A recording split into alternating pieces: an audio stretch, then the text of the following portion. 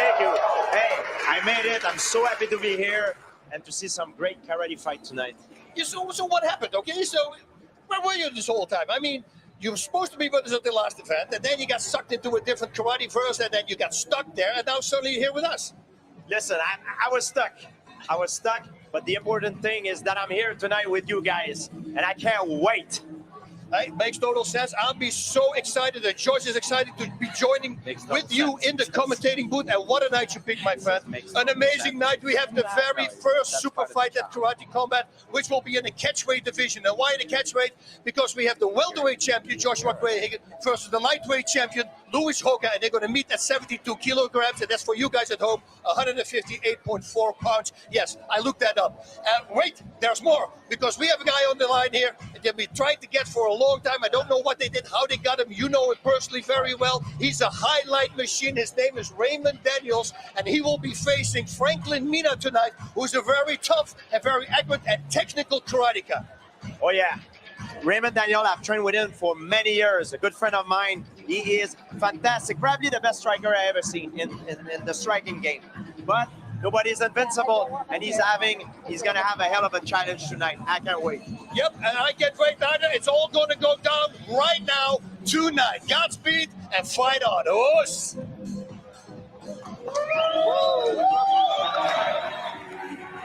Saturday, August 27th, Karate Combat is back. Best card ever. We've got two debutants. Turchak versus Souza. We're always trying to give new fighters a chance to get on the Karate Combat roster. Akraf was the only guy who ever defeated Elaji in the pit. He did not deserve to win. Last time I sent you home with one black eye. This time be prepared for two. I will not leave it on the judge's hand. I'll run you over. Somebody is going to get knocked out. The debut of Raymond Daniels, one of the best strikers ever. For Franklin Mina to take this fight says a lot about his spirit. Estoy confiado de mi capacidad, mi velocidad, mi fuerza y voy a ganar. Just because you're tough and just because you're fast doesn't mean you can't catch a beat down. Voy a buscar el caos, sé que lo puedo lograr. I know they call you the bullet. Welcome to the Matrix. Champion versus champion, the super fight. I want more! Be careful what you ask for. Você vai enfrentar agora o maior desafio da sua vida. It won't be what he thinks. At some point, he's going to break. Ele nunca foi atingido por golpes com tanta potência quanto os meus. That's his shot. That's all he's got. O meu plano de luta é nocautear. Eu preciso de um momento. Um soco ou um chute. Well, I got a plan to get hit. We're going to see what his plan is when he throws his punch, and I'm still standing.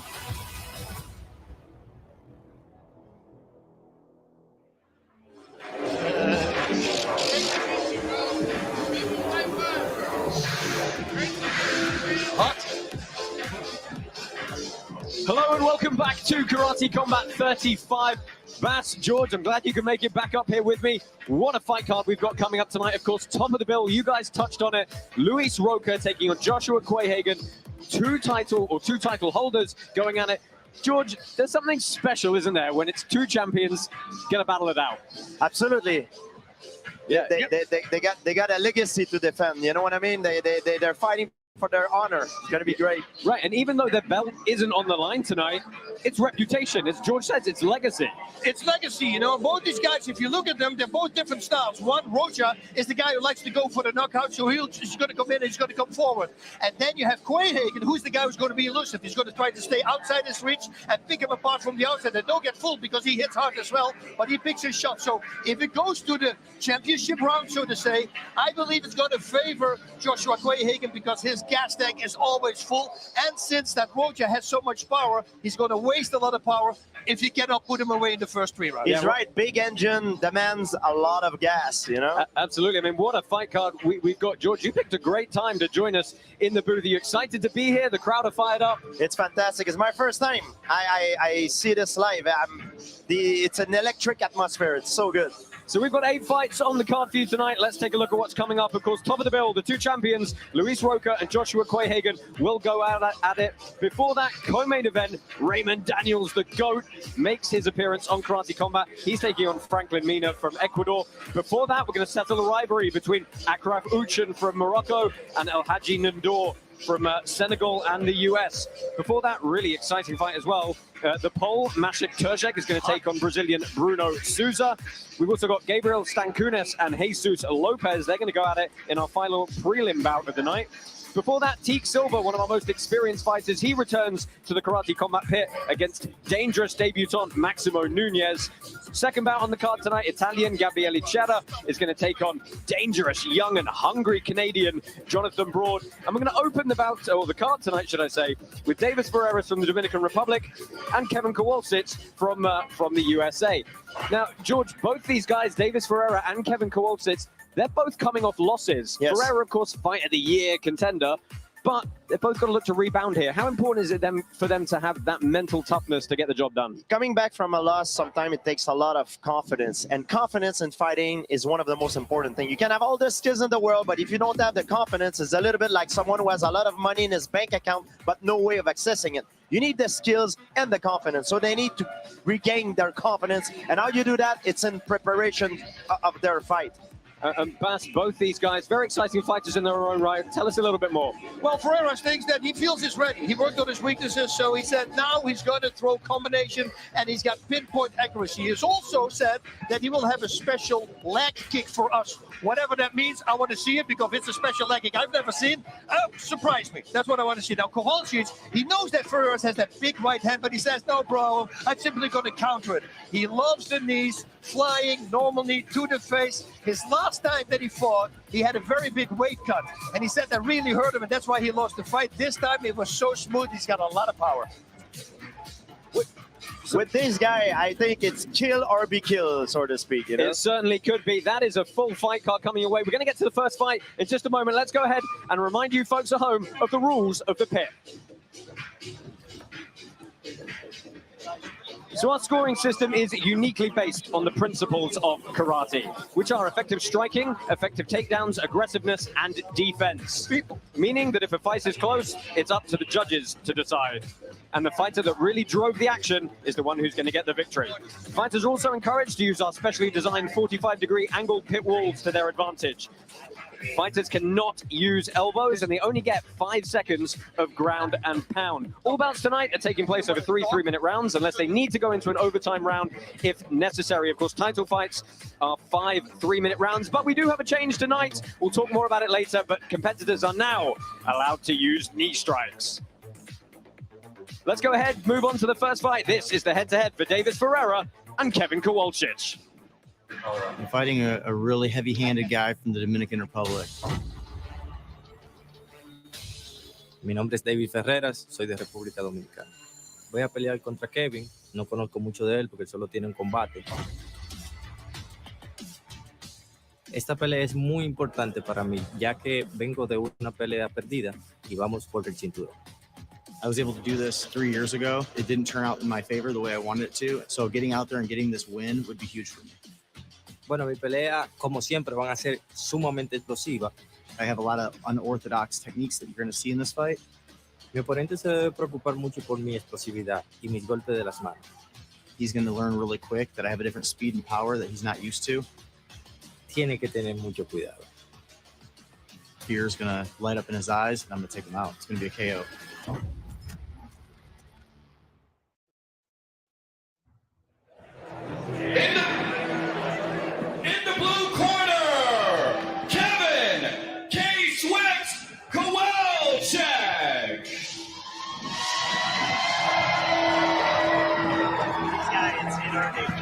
So we welcome our first fighter to the Karate Combat Pit this evening. Thank you very much for joining us here from the back lot of Universal Studios in Orlando, Florida. Kevin Kowalczyk, he comes to us from the US, owns a gym called Revolution Martial Arts in Littleton, Colorado. Started training all the way back at age 5. He's 37 now, so a huge amount of experience for him. He does, however, have an 0-1 record here at Karate Combat. He dropped that loss way back in season 1 to Teak Silva, so looking to rebound here. In the red corner, Davis, the Rage Ferreira. And his opponent tonight, Davis the Rage Ferreira, coming to us from the Dominican Republic. Mixed record here on Karate Combat, 2-3 so far. Been in some absolute barn burners of some fights. Of course, we're thinking most recently of that loss against Vitaly Sertan at one of our previous shows in Budapest. He's 33 years old, stands the same height as his opponent. He said he's ready to start the fight, got off with a real bang tonight. He feels very confident. He doesn't see the other person as a weakness. He's just concerned with his own strengths. And he said he has got some new tricks up his sleeves for this evening.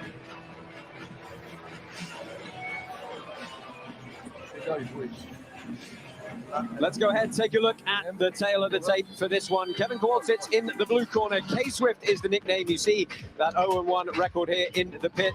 Lightweight American karateka. Good reach, though, at 5'8" for this 150-pound weight class.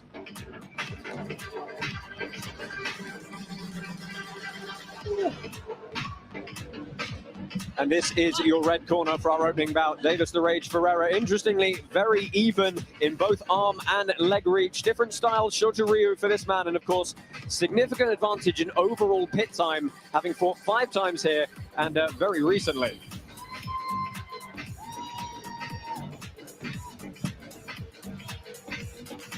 Fighters, enter the pit!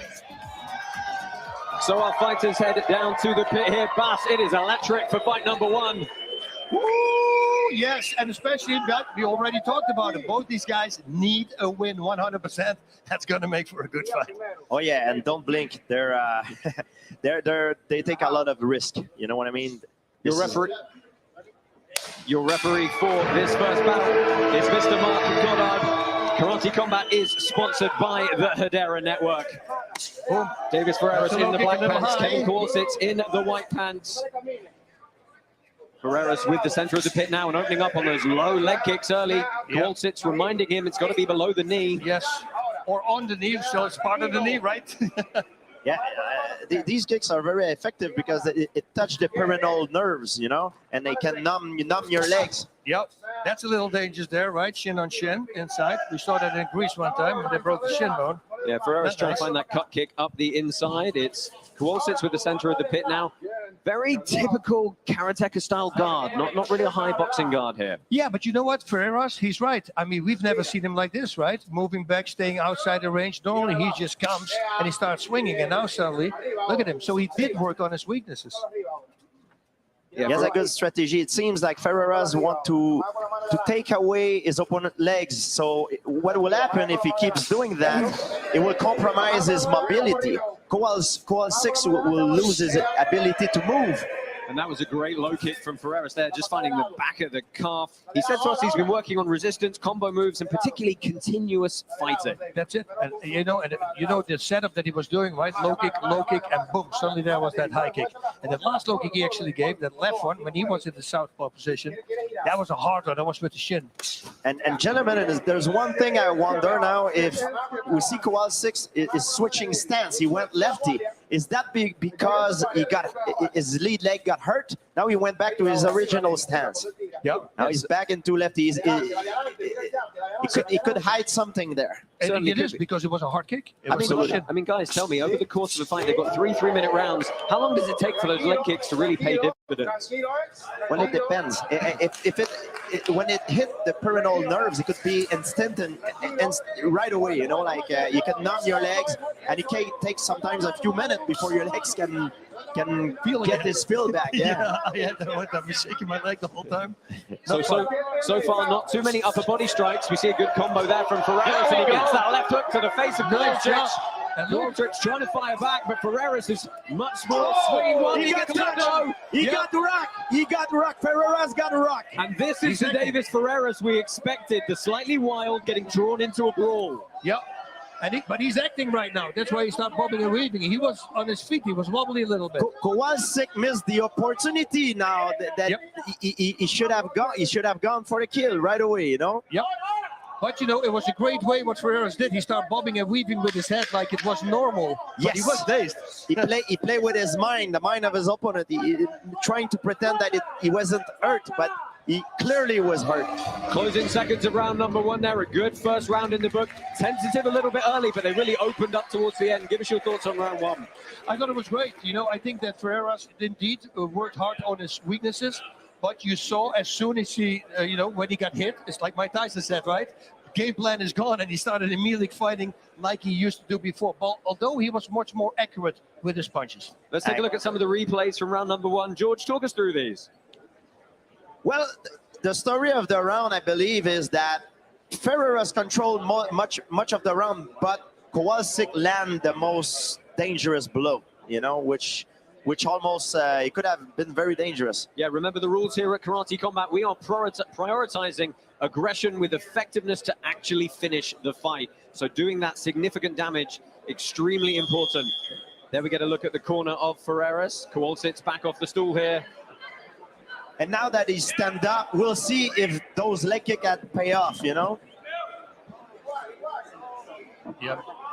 Once you sit down and then you go back up, that's when you feel your legs. If your legs are damaged, that's when it's very hard to gain back your mobility. Boom. That was a low kick back by him. And he's really getting so close to the knee, isn't he? Oh! Great counters. It's a slugfest. You see, that's the great thing about the Ferreras world. throwing hard, chasing him across the pit here. Kowalczyk is worried. He's backed up, and it's a good pickup. Okay. Looking for the takedown. Mark Goddard's going to break them off here. What a flurry from Ferreras. That was going. That's normally Ferreras all the time. He's been a bit more measured until he gets clipped. Yeah. Well, Kowalczyk, I wonder if how quickly he's going to try and pull back into this one. He's got a long time still to work in this round, just over 2 minutes left. The danger with what Ferreras is doing fantastic, but he makes the fight sometimes like a coin toss. Yep. He's getting himself into these crazy exchanges, and his chin is right up in the air. It's very dangerous. And he's loading up big time, so he's completely exposed. Yeah, he's not leaving a guard up on his trailing hand, anything like that. Zero. Minute 45 left in this opening bout. Josh Palmer, Bas Rutten, George St. Pierre on the call for you here tonight. Move, Kevin, move. Davis Ferreras, Kevin Kowalczyk getting us started off with the first bout this evening. Oh, Ferreras lands a We clearly see that Ferreras is loading his punch. He's loading his rear hand. He wants to connect with his rear hand. And both of them, I have to say, once they start to take it, they put the chin too much up. They have to really dig down a little bit more. You see, Ferreira is loading all his weight on his back leg to convert all his weight forward and loading up his rear hand. That's his bread and butter. See again, he's trying again. He really is swinging everything he's got into this. He eats a clubbing right from Kowalczyk, who blitzes forward. Tries to step off again, just gets out of position. I mean, Kowalczyk is throwing the kicks, but they're not landing as of yet. He did tell us he'd been training with some more Muay Thai guys to try and build in some dynamic kicks that he may not have had before. You know, those punches, they're big swings, they're wild, but one connect. That could be trouble. So I like that. That was nice there for Kowalczyk. Yeah, nice 720 tornado kick from Kowalczyk. About 30 seconds left in this second round. It's been a bit of a furious pace to this one. That's it, you know, the steam is off a little bit because the beginning of the round was really hard. Now he's pointing at the legs, so he's probably going to go up high now. Oh, one thing I like about Ferreras is that he's attacking low and then he's attacking high. You know, he's not going always for the same target. He's not like a headhunter, so he's mixing it up. Yeah, mixing up the target zones, always a good idea. Second round's going to finish out here. The judges are going to have to make a decision on that one. And guys, I think Ferreras perhaps starting to turn it up and get the better of Kowalczyk here.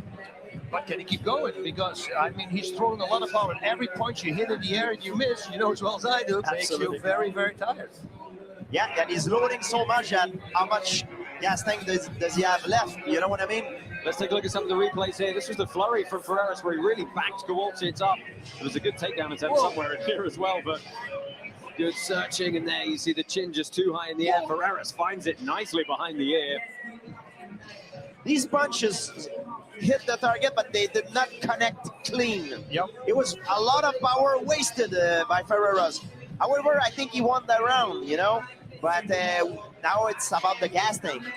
They don't have to load up people. You don't have to load up so much. You know, if they realize you can do that all from your guard, much more safe. 100%. Seconds out, we are going to get the third and final round underway here. Referee Mark Goddard gets them started here, and Kowalczyk manages to get a touch of gloves out for Ferreras. Thought he was going to leave him hanging for a second.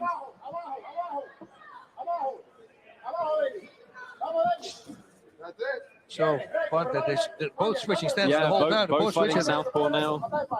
I think it's the new generation, Bass. Huh? The fighters nowadays, they switch stance a lot. Well, it's like the Bang Muay Thai system we have. It's all in the curriculum. Everything that you know left-handed, you have to know right-handed as well.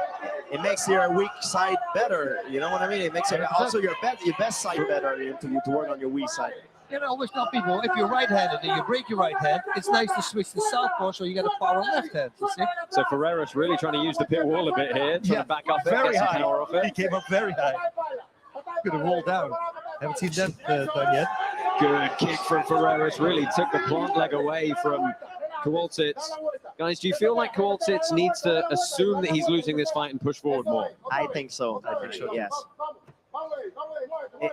The first round is difficult to judge because he might have connect with the most power with it one punch, but in terms of volume, Ferreras got, I believe, the edge. So some feints from Kowalczyk as he tries to back Ferreras into the corner of the pit here. Let's see if the man from the Dominican Republic can circle out or back to the center anyway. One thing that Kowalczyk should do, knowing that his opponent is loading his shot, is fake, make him miss, and go third. We call that going third. You make him miss, and then you go after he throw his bomb. But we haven't seen it so far. Well, Raymond Daniels on the guard later tonight. Everyone's going to see it there. Kowalczyk starting to march Ferreras down there. He's only got a minute to work here. Ferreras really playing the gamemanship now, and he connects. Good shot from Kowalczyk, gets out of the way nicely. Ferreras perhaps doesn't need to turn this into a slugfest for the last minute, but it's certainly fun if he does. He loves it. I mean, the guy is a character. Last time, you know, he was like sticking out his tongue to his opponent. That thing went viral, like 5 million people watched it. He's a crazy guy. Yeah, he loves create chaos. That's when he's at his best. But it's a dangerous game to play. Exactly. It's like flipping a coin, you know? The hot-blooded Dominican. 30 seconds left here. Kowalczyk, I think, needs to just blow caution to the wind here. He needs to go 25 seconds. He needs to go all out. 100%. You need to take a risk. You go for a Hail Mary, so to speak. Yeah, so tries to sweep the leg, not connecting too cleanly. 10 seconds left here, and we're potentially going to go to the first judge's decision of the night. Little side kicks being thrown out. Oh, that was a good attempt, but Ferreras firing back again. Ferreras did enough, I believe so. Well, they're both raising their hands. They both feel like they've done enough to get the victory here. There are, of course, mechanisms in place to have a fourth round if we need it. We'll discuss that if and when it happens. But right now, they go back to their corners, and we're going to see what the judges have decided. Final thoughts on that third round, gents? I think Ferreras got the volume. You know what I mean? Nothing really was a clean shot. I mean, some of the kick and punches touched, but nothing was very, very clean. You know. But in terms of volume, in the third round, Ferreras got, I believe, the edge. And there, Bash, you see some of the gamesmanship. Oh man, the head kick and then screaming at him. That was cool. Well, we have got a decision for you. Let's head down into the pit and get the result from our first bout this evening. Have you been to the Tokyo Tower? TSP?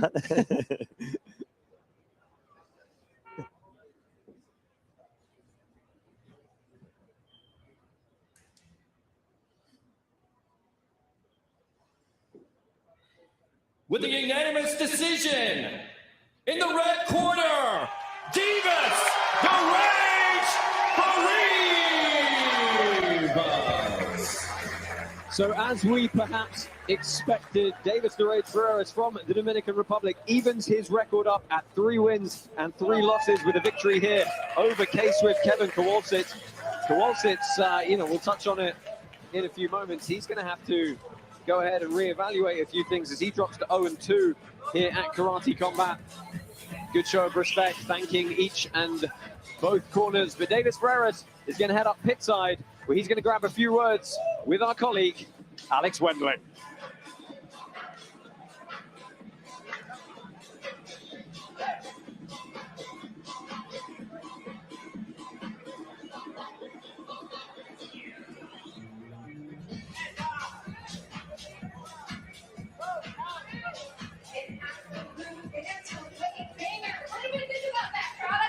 Pretty crazy back and forth fight.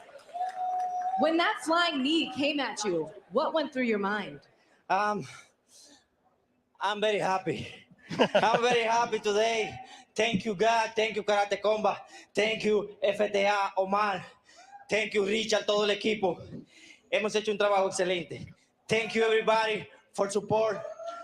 Thank you, Estados Unidos. Thank you, República Dominicana. Le llevamos este triunfo. Thank you so much. And in the second round, you had him on the pit walls. How close did you think you were to a TKO? ¿Cuán cercano tú crees que tú estabas para un KO? Estaba muy cerca del KO, pero esto fue lo que nos tocó, gracias a Dios. Today, got to celebrate his fight in my birthday. Oh, it's my birthday. Yeah, it's my gift. This fight is my gift. Happy birthday to you. Happy birthday to you. Happy birthday, dear Davis. Happy birthday to you. Congratulations, my friend. Thank you, everyone. Congratulations.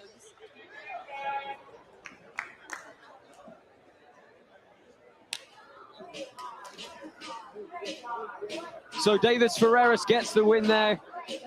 Guys, let's take one last look back at that opening bout.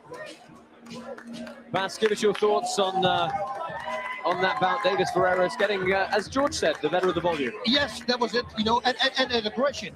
What I always say in the rules is the person that constantly pushes the fight. And even if he doesn't connect as much, if he's looking to fight, the decision is going to go to him. George, what did you think of that bout? We've got some replays on the screen here for you. Yeah, I mean, the story was the volume and the aggression, 100%. But he plays a dangerous game. If you ever fight a guy like with more of a sniper style, it could be a mistake that he doesn't want to repeat, 100%. 100%. He's a little wild, but I have to say less wild than his last fight. So we're seeing improvement. We see evolution. So hopefully next time he will hear our commentary and he's going to go, okay, if George St. Pierre says, I better do it. How can anyone go wrong listening to you two? Well, you know what? Being wild is not a bad thing in itself, but being calculated wild is good, That's it. So let's take a look at some of the stats from that first fight, and you can see there massive volume for Davis Ferreras compared to his opponent, Kevin Kowalczyk. 31 total strikes landed versus 16 for the American. Better of the kicks, significantly better in the punches. Also got that one takedown as well. So nice to have some more data to break down for you. First fight in the books here at Karate Combat. Lots more to look forward to. 7 more bouts coming your way. Of course, the debut of Raymond Daniels. And at the very top of the card, champion versus champion. Luis Roca taking on Josh Quayhagen. Stay with us here for more action from the backlot of Universal Studios Orlando.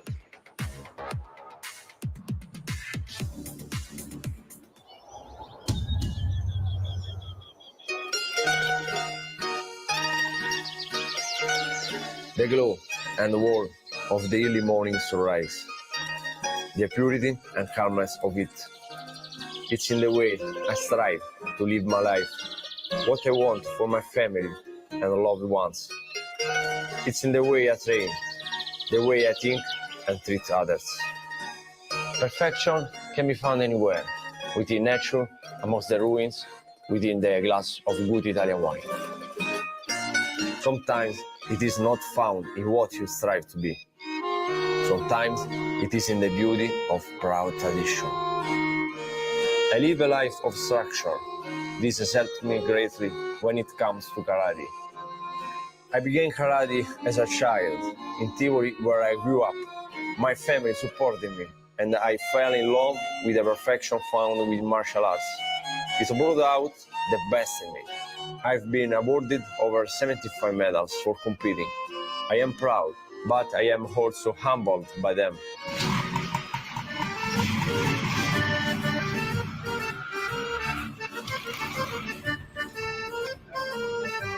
Italians are proud, are working people. When I fight, I don't fight for myself. I fight for them. There is something so satisfying about bringing a victory home to my family and city. I will soon be the head of the family. I have to lead by example and put food on the table. These smiles on their faces are what drive me to seek out the best. I haven't been perfect in my last couple of fights, far from it. But what may have happened today or yesterday is history. We learn our lessons, we take our flaws and failures, and we move forward with a plan of attack. Karate Combat has given an incredible opportunity to keep fighting, to finally bring back victories for my country and family. While I live amongst the most beautiful historic ruins in the world, I plan on moving forward and becoming the future of combat sports. Like all great rulers, I am more than ready to conquer the pit.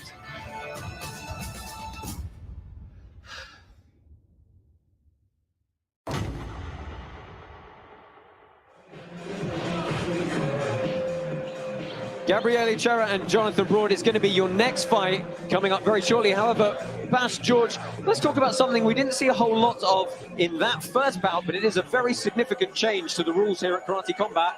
They get to use knee strikes. Oh, the Hizagiri. And whether it's a Shodan or Yodan to the head or to the body, yeah. I mean, that's a big thing. And flying knees, and we see these guys off the wall. I'm going to predict somebody's going to go and get a knee tonight. And George, how does it change the dynamic to have this extra weapon for them to use? Well, it changes, especially the fighters that have more of a sort of a lean forward sort of boxing style. It's a disadvantage for them because if you go with a scissor knee, it's a great weapon to hit your opponent with. You know what I mean? Yep. Yeah, we're really expecting to see some great things with the addition of knees to Karate Combat. Lots of fighters looking to be the first one to get that knee knockout. What do you say? It's about time we hear from Mr. Robin Black and see what he thinks about that. Oh, our coffee man, yes. Indeed, Robin Black. How do you feel about knees, my friend? You know, Sensei Boss is just waiting for somebody to get a patella to the cranium. This happened actually because our president, Adam Kovac, went onto Twitter. We love the audience here. The audience of Karate Combat are combat connoisseurs. And Adam asked them, what could we do to tweak the rules ever so slightly? And universally, what the people wanted was knees. The people want knees. The people are going to get knees, guys. Well, you ask and you will receive. Absolutely. I am looking forward to it. Let's see if we get them in some of the next bouts. We've got Jonathan Broad taking on Gabriele Chera. George, I'll ask you first. I have to, because Jonathan Broad is a young and hungry and dynamic Canadian who is a big fan of yours, I have to say. I am big super fan. Not a fan. Trust me. Listen, breathes you. He has the hairband. He has the whole thing. He loves you. Well, I hope he's going to fight just as well, you know what I mean? I wish him the best, you know, as a fellow Canadian. He says that his opponent has more power, has longer arms, has more durability, is more explosive than him, but he will find a way to win. That's very interesting. I like of course, Bas, his opponent, Gabriele Chera, far more experienced in the pit. We've seen him several times before. Very, very tough Italian. Yeah, he literally said the opposite. You know, he said he believes he has more skill than his opponent. He is faster. He's not going to be complicated. Every punch or kick that he's going to throw can be a knockout. Let's go ahead and meet the fighters in our second bout, Jonathan Broad and Gabriele Chera.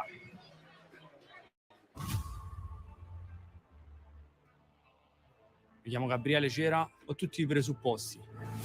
Tutti quanti lo sanno, anche i miei avversari. Lo vedo nei loro occhi e lo vedo nella loro anima, che comunque avvertono questo. E io sto arrivando. My name is Jonathan, the Young Buck Broad. It's a really important fight because it's it's kind of like my big break. If I win this fight, then there's going to be more opportunities with Karate Combat. So I want to say that's the big deal for me. Sicuramente sarà un match impostato sul KO per me. He's 10 years older than me, so he's got more experience. I'm young, I'm hungry. Ma sicuramente sono più bello, no? E più forte. I want that spot, so I'm here to fight for it.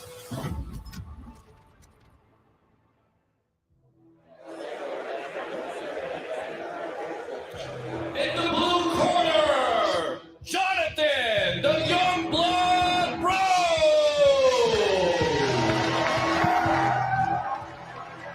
Youngblood indeed. Jonathan Broad, 22 years old.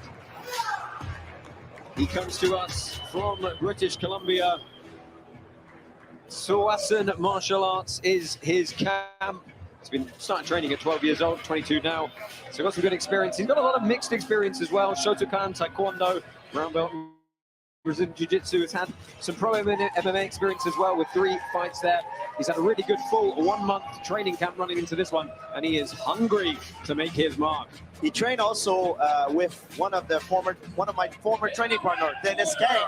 Gabriel, the toughest animal, Sarah! Is that the Wolverine, the toughest animal? It's got to be, right? Gabriele Serra comes to us from Rome. He has that experience factor, not just in the pit, but overall in martial arts, 20+ years of various martial arts and mixed martial arts, striking and grappling experience. He's actually fought at welterweight before, so he's come up a weight class here to middleweight. So he doesn't really feel pressure anymore. This is a familiar and confident experience for him. I wonder at the tail of the day what his arm reach is. Look at that. He touches his knees almost, his arms. He's got long arms, Sarah. Yes. You'll find out in a minute. It's actually only 2 inches. Oh. Jonathan Broad, tail of the tape in the blue corner, the Youngblood, 22 years old. 35 inches on the arms, 40 inches on the legs. Weighed in for this one at 165 pounds. And he is, of course, a debutant tonight.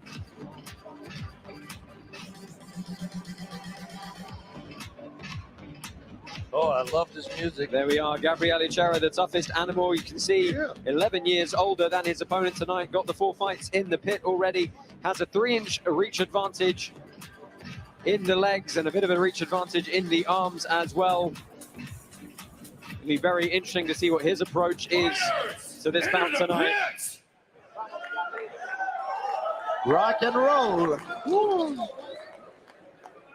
Your referee for this bout is going to be Wayne Spinola.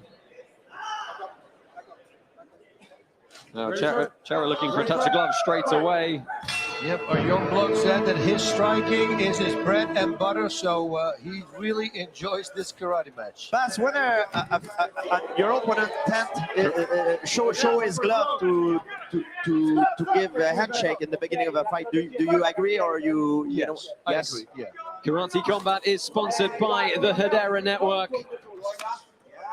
Good start here for the Canadian. If a you lot of cheap head shot movement. me, I would get very angry. Yes, it's sort of is a form of respect.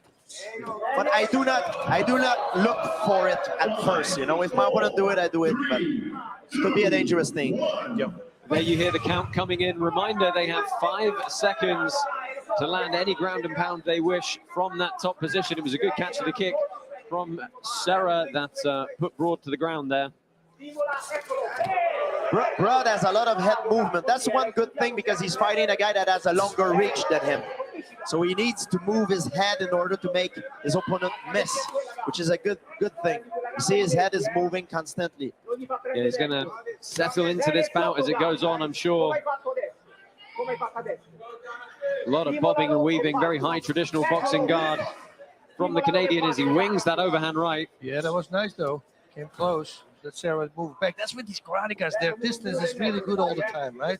They stay just outside the reach.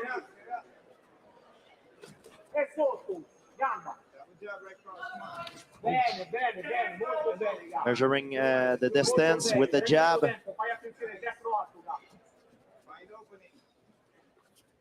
Yeah, we have 2 different fighters than we had in the first fight, right? Yes, a little bit more compact here. Yes, and more calculated. Yeah, let's see who can keep their technique clean as they go forward. Broad closes the distance there. They tie up. I love that check hook that Serra threw. That's a big punch. I mean, if Broad misses the cross, he's going to get caught with that left hook. And you heard there some of the power the Italian is throwing into these ones. He does drop his hands between each of these exchanges, though. I agree. Doing some good work to the legs as well. And there you said, Bass, that little left hand coming in. Yep, he's got to watch out for that. Seems like that Broad haven't started the fight yet. You know what I mean? I don't know what he's waiting. Maybe it's a strategy. We'll see. Yeah, you know, because when he comes in saying that his opponent has more power and all that stuff, that maybe he lets him blows off some steam and start fighting in the second round. Maybe that's part of his strategy to finish stronger. Serra doing a good job of range management here. Strikes are sort of finding their way through, some of them hitting the guard, but he's doing a good job of pressing the action forward here. Final 10 seconds. Good circular movement from the Canadian, but he's got to get some points on the board, and it's a lovely time spinning back kick. And that was a beautiful back kick too, because normally they overcommit and they turn, but he was perfectly straight back. Indeed. Yeah, very cagey first round, perhaps a little bit there. Yes. I'm thinking Broad is letting him blow off some steam. I don't know for sure. Well, we got some replays to look forward to here. Yeah, this was the second takedown. Good catch of the kick from the Italian. Not able to utilize any ground and pound there. But the round goes definitely to Serra, the Italian. You know, it's a lot more volume, more aggression, and yeah. So, George, if that's the case and you're in the corner of Jonathan Broad, what are you telling him as his coach potentially? Well, right now I need to tell him that the fight has started. You know, you need to go right now. You know what I mean? Because you're losing. You already give away a round. You need to keep moving. I like the way he moves his head, but he moves his head and he doesn't reply. Move your head, and when your opponent miss, counter punch him or kick. You know. You turn up. Ready? Right. Well, let's see if he can put some of that into action here. Second round underway here. Oof, I love that punch. Set that low kick up in the left hook. Oh, and there's some viciousness from Serra here. Focused with the eyes forward, but really applying the power. Left hook, right low kick. Simple combination. It's like 1-2 in boxing. Somehow it always works. One of the mistakes that some of the athletes can do to get ready for karate combat is to spar with the big gloves. I mean, you don't guard the same way with the big glove than you do with the karate gloves. Right, something hits that guard, the force still goes through to your head. Big difference. You know? So way more penetration, you know, to slip through the defense. When I was talking, we saw that Broad was tried a flying knee. He missed by an inch. Inside low kick from Serra, who is continuing to be the one pressing forward here. Although Broad is doing much better already. Faking low, going high. Nice little question mark kick, but a good response from Serra. One advice that I would give Broad is to use counter attack. You know, he seems to never get there first, you know, for most of the exchange. But at least if he doesn't start first, he can finish last, you know? 100%. He takes the punches and doesn't come back with it. Yes, he covered himself very well, but he doesn't finish, he doesn't counter. See now again, he just let his opponent retract and go away. Just eating the shots and maintaining the distance. Yeah, he's got a good shield, good defense, you know, especially with the punches. But he doesn't reply. Yep, you're 100%. Again, he missed the left hook, could have been a cross. It's not that Serra caused a lot of damage, it's just that to the eyes of judges, there is more aggression on his part. Right, when aggression being a key scoring criteria here at Karate Combat. I actually think Serra has done a pretty good job of adding some kicks onto the end of his punching combination. Absolutely. He's scoring, I think he's scoring a lot more with his kick than his punching. And he's the first guy pretty much we'll see now finally setting up kicks with punches, but I always say I knew the you'd single like kick. that. Oh, I love it. The single kicks are so easy to counter if you know how to. So again, the Italian presses forward. We've got about 30 seconds left on the clock here. Trying to steal the round, guys, if you want to. Yeah, once again, Brad got a good defense for the punches. Yep, no counter. You're 100% right. But this is good for him, you know. We can see it. And the next time, that is something you're going to work on. Yes. So closing seconds here at round number 2. Serra lands again and backs off. And if I'm Serra, I need to finish with a kick. Finish the combos with a kick. That what made him score most of his shots. But we got to say, probably no real difficult decision there for the judges on who took that round. No, I don't think so either. I mean, there's going to be a Hail Mary, like George said in the very first fight. That is what Broad is needing right now. He needs to knock him out. Otherwise, he's not going to win the fight. 100%. I mean, Serra almost smiling in the corner there. He must know he's ahead and just got to keep doing more of the same. Here's some of the replays. Talk us through this. Almost slipped nice through it. That's what we're talking about with the big gloves and the small gloves. You see how he penetrated still through with that little tiny glove. I'm under the impression that Broad sometimes block those punches like if it was big gloves, like if it was in boxing. So if you try to block a straight right, it will make you go back. You know, you need to avoid it, to let it go and make the punch slip on the side. Then you can use a counter attack. And what's odd is he started the bout with head movement. Yes. It's kind of dissipated a little bit here. Yeah, and he kept, now it seems like he keep his head static and block the punch with his arms, which is wrong. You can't do that with straight punches, especially with those small gloves. Good work from Serra again, starting as he did so quickly in the second round there, coming out with some real power and intent. And the Italian got an incredible reach. He's got a big reach advantage. It looks so much more than it said on paper, doesn't it? Yeah. Yeah, but you're right. You know, Jonathan Broad, he blocks really good. The kicks, he checks a lot of these kicks. He's doing everything right. If he just starts countering, I mean, that's going to open a whole new world for him. Yeah, it would be a game changer. He's still very young. I mean, there's a lot of room for improvement for him. You know, I started MMA at 28. And he's 22, so he's way ahead of me. Yeah, I mean, you know, Jonathan Broad had said to us he was really looking forward to using a lot of spinning kicks to the liver and head, but we haven't really seen any of that yet. Oh, this one went through. Constantly, 3 1-2s in a row. Pow, pow, pow. And Serra is going always with these straight punches most of the time, you know, and you need to finish with a leg kick. Broad looking for a little bit of a wild spinning hook there. He's done a good job of backing the Italian up into the corner. Yes. And there we go. Serra smiling as he scuttles up the side of the pit quickly.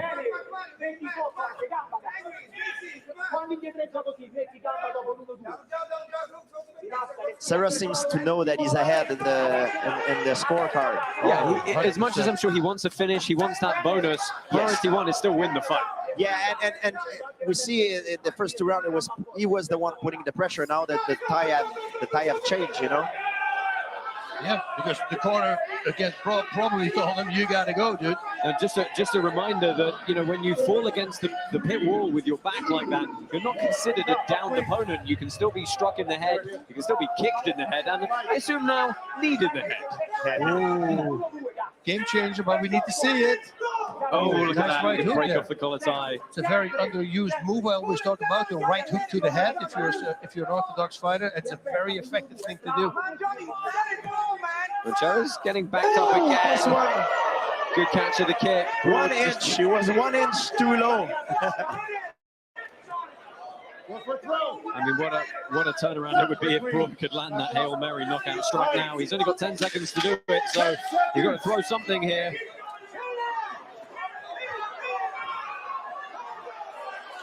When you get so tired, you don't even you lose the snap.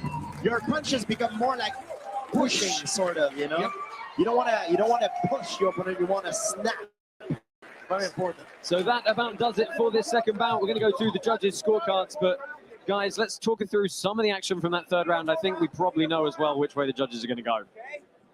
Yeah, well, we said it. You know, Broad, the only thing that he needs to work on is on counters, and I think that will completely change his game if he comes back. So to fight like this for him, the very first time to fight here and learn that, I think it's everything. And losing, I never saw losing as a bad thing, you know. If you, as long as you learn from it, you just became a stronger fighter. So, and he seems the guy who's going to listen to that, especially with an idol like you, because he loves you and he knows and he heard you talking. You're going to see a different guy next time. Look at that spinning kick. It could have been a knockout. You know, Like if you it would said. be a little bit higher. That's it, 2 inches. You're 100% right. Yes. So we do have a decision. It's going to be coming in. Just wait for that to get tabulated and we'll send them back down. Excellent second bout here, though. And good work from the Italian. Well, they head back down into the pit. And we are going to get our official decision. Unanimous decision in the red corner. Giriel, the toughest animal, Serra. Gabriele Serra gets the win here. Extremely excited, as he should be. He moves his Karate Combat record to 2-3, looking to get back to evens. Jonathan Broad, unfortunately, not the debut he perhaps wanted. Well, in defeat, you learn and you improve. You know what I mean? Some people improve when they learn, and or they can also lose all their confidence and never get back. You know what I mean? But I think Jonathan is young. I think he's going to learn from it and come back better. So Serra is going to head up pit side, and he's going to talk to our co-host, Alex Wendling. An absolute war between you. Congratulations, Gabriele. How does it feel to get this win? I feel good. Bene, parlo in italiano per tutti gli italiani che mi stanno seguendo stasera. Grandi, grazie. Ringrazio la mia famiglia, Francesca, tutte le persone che mi stanno attorno, che mi vogliono bene. Dedico questa vittoria a due persone che sono scomparsi. Due miei carissimi amici, Andrea, più legato, e il piccolo grande Mattia. So he feeling good. He dedicated this victory of two guys that not here in the sky, Andrea and Mattia, and he's very happy and he's stay good, feeling good. Congratulations. It was a great win. I saw between the second and third round, you stuck your tongue out and looked like you were ready for war. Were you just ready to unleash the toughest animal? Yeah, I am the toughest animal. Good? Let's go! Congratulations, Gabriele Serra. And for more analysis, here's Robin Black. Ah, baby. He looked good, like so sharp. It wasn't just the skills and the movements, but it was the athletic attributes, neurologically primed to move out there, and his vision. We see the physicality, but it was his vision, his ability to interpret what he was about to see, not react to the punch, but react to precursors to the punch, so he would be there to respond. That man looked phenomenal tonight, and it was a wonderful, wonderful fight. Thank you, gentlemen. Yes, thank you, Robin Black, for that pit side analysis. Guys, let's wrap up that one. Gabriele Serra victorious, and as Robin said, you know, he looked good. He stuck to his game plan. Nice combinations, pressing forward the whole time. Yes, and in the first round, when he threw the left hook and the right low kick, I thought you should keep on doing that. Make it a 2 and a left kick, make it a 3 and a right kick. Constantly set up your kicks with punches. And, well, he started doing that. He was very good. That back kick there, that was a beautiful back kick. That was at the end of round number 1. There's the 1-2. Yes, he was leaning back. Brought the only thing he needs to do is counter. And George, he had a game plan very clearly, and he stuck to it. Yes, he stuck to it, but it kind of changed over time. Maybe we never know what happened. Maybe he got hurt. He hurt his legs, but it was a very good strategy because he threw some punches, and Broad was very good at blocking the punch with his arms up. But when you put your arms up, you kind of blind yourself. So he went. So Serra finished with a leg kick. That was very, very well executed. And there you go. You saw some of the stats there at home. Gabriele Serra almost outstriking Jonathan Broad 2-1 with our stats there. Lots more to look forward to. Next up, we've got Teak Silva and Maximo Nunez. Let's go ahead and meet Teak Silva.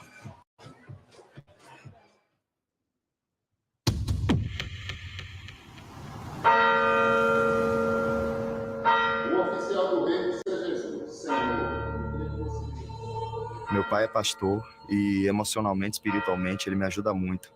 Assim como a fé que minha mãe tem me ensinado, eu espero poder passar todos esses dons que eu aprendi para os meus filhos. Todos os domingos nós vamos ao culto e depois tomamos um bom café. Cada um tem a sua vida e a sua rotina, mas nós sempre nos reunimos aos domingos. Nós celebramos a espiritualidade, o orgulho da família e o amor pelos outros. Eu sou de Salvador, Brasil. Logo depois que eu nasci, nós mudamos para uma cidade mais segura, mais calma, mais tranquila. E eu sou grato aos meus pais que me trouxeram para essa cidade e me deram uma chance de ter uma oportunidade melhor e melhor qualidade de vida. Além de ser lutador, eu também sou professor. 1, 2, meio, 3. E eu gosto muito de ajudar as pessoas a treinar e a ter um melhor condicionamento físico. Eu tenho vários atletas, vários alunos, de diferentes formas, alguns em forma e outros não, mas eles gostam de vir para o meu treino, melhorar o condicionamento e treinar duro comigo para depois sair para espairecer. Eu comecei a negociar no Forex, como um hobby mesmo, ganhando um dinheiro extra negociando moedas. Quer dizer, na maioria das vezes ganhando. Meu amor pelo karatê me inspirou a vir para o Karate Combat. Eu me vi entrando na liga e subindo no World Trade Center em Nova York. Nem tive tempo para ficar nervoso. Eu lutei contra o atual campeão, adquiri bastante experiência. Eu tenho certeza que isso levou lições valiosas para minha vida. Depois disso eu quis me reinventar e, na verdade, eu me inspirei no meu personagem favorito de Dragon Ball Z, Goku Kakaroto.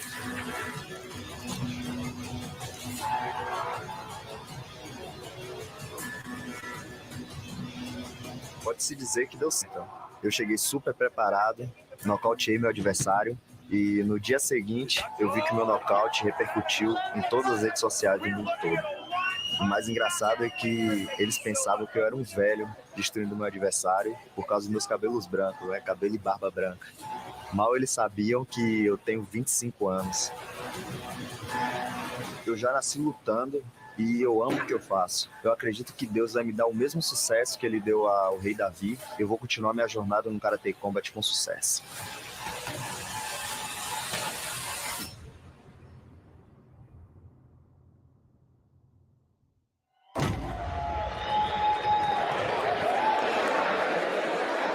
So that is the next bout coming your way at 61 kilos, 135 pounds. Teague Silva and Maximo Nunez. And this is an interesting dynamic between these two. We do expect this fight to have fireworks written all over it.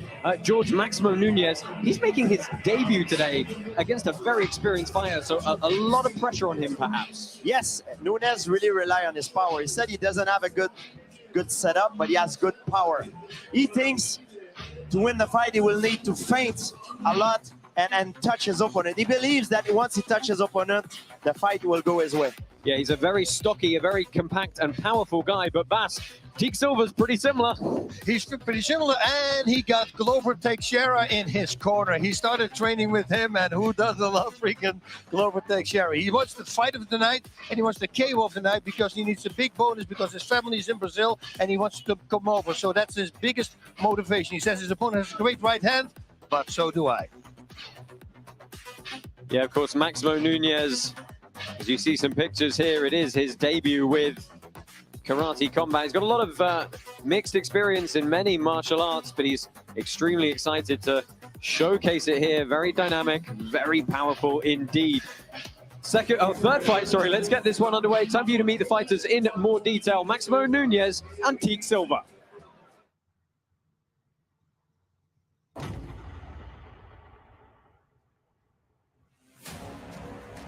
My name is Teague Silva. I'm from Brazil.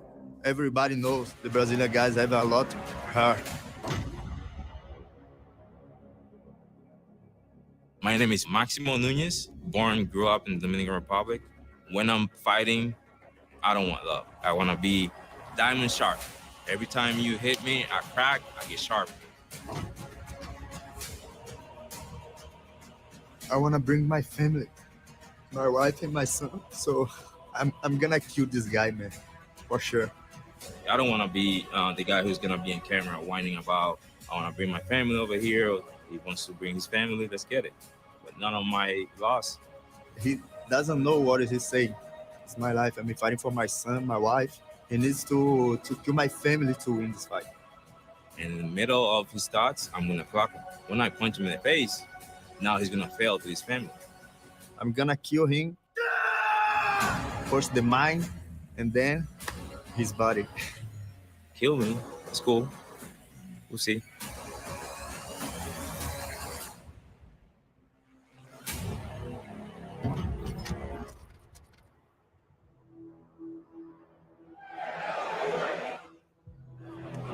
In the blue corner, Maximo Nunez.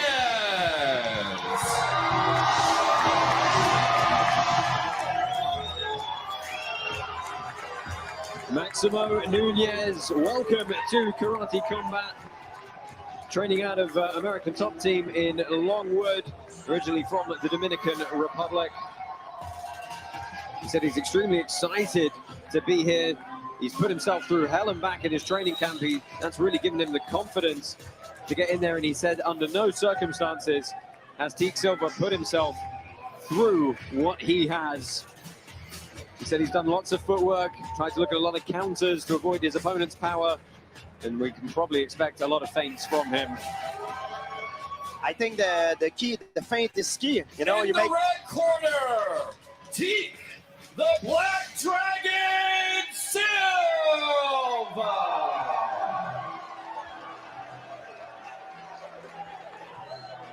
And Teak Silva returns to Karate Combat. One of our more experienced competitors here, 2-3 record for him. Of course, he had that ridiculous KO of Kevin Kowalczyk very early on back in season 1. He's had some good matches with Bruno Assis and Mirza Temuev, amongst others. But he really has a lot on the line tonight, as Bas touched on in the introduction there. You know, he wants to bring his wife and son to live with him in Connecticut, where he's now training with Glover Teixeira. And he needs a win, and preferably a knockout bonus, to make that happen.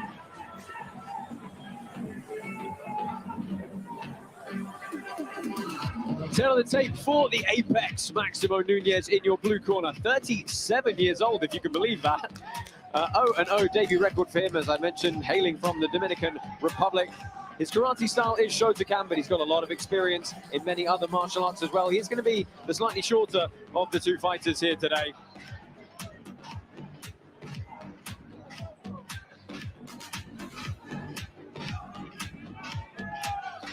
And his opponent, a man you should be very familiar with if you watch Karate Combat, Teak Silva, the Black Dragon. Substantially younger, but with the more pit experience, he's going to have that slight advantage in the height and reach. But expect fireworks for this one. Both these guys can chamber an awful lot of power when they get going. Fighters, enter the pits!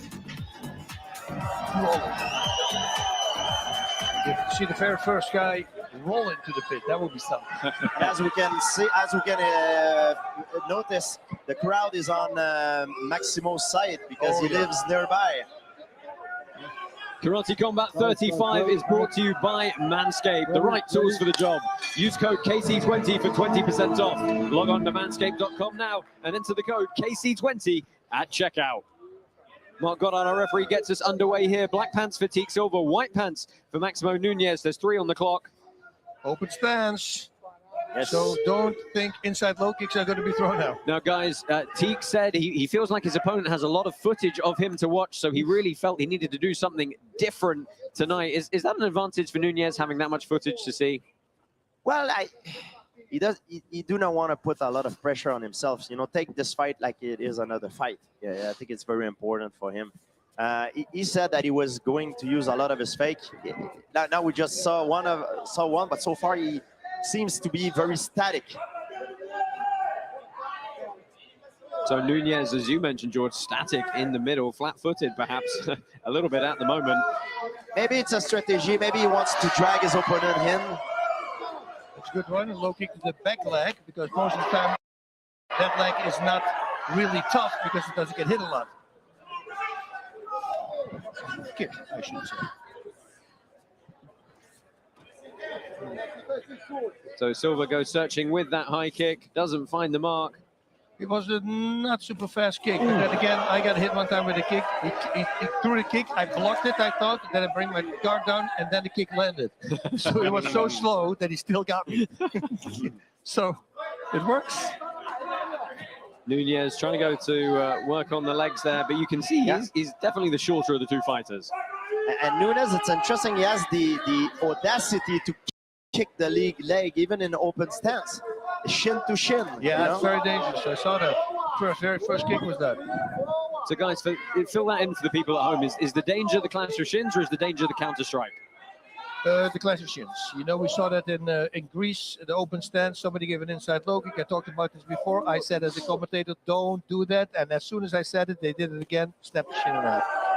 Good clash there, both throwing hands at the same time.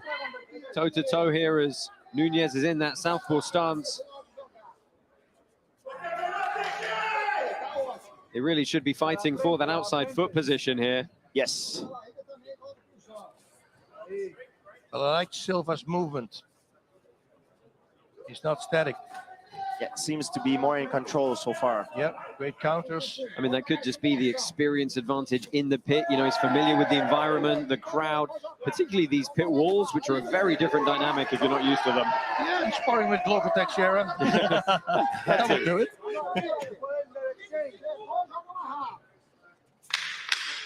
You see, that's why you want to set up a kick.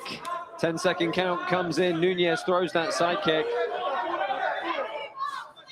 Silva the one pressing forward, perhaps a very tentative first round from both fighters. I agree. Yep, truly feeling out process.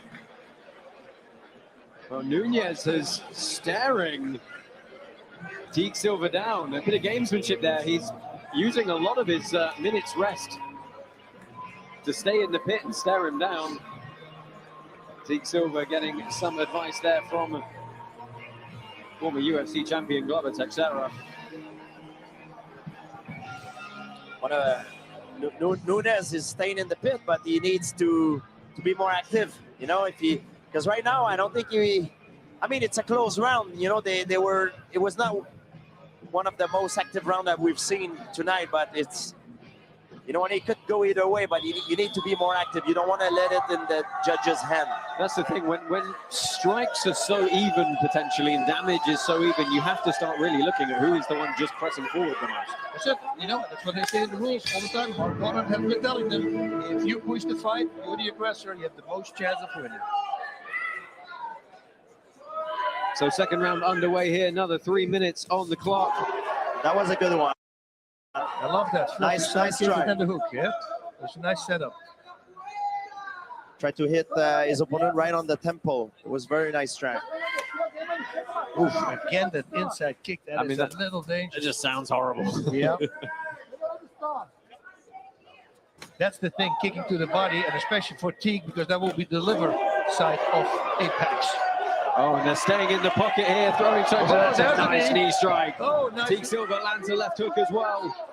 And the cross before it. Good check of the kick from Silva. We haven't seen a lot of takedowns tonight. You know,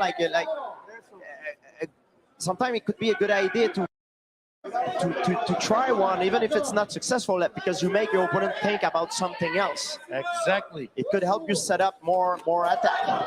And then it happens what happened with Kevin Randleman and Mirko Cro Cop. Oh, absolutely.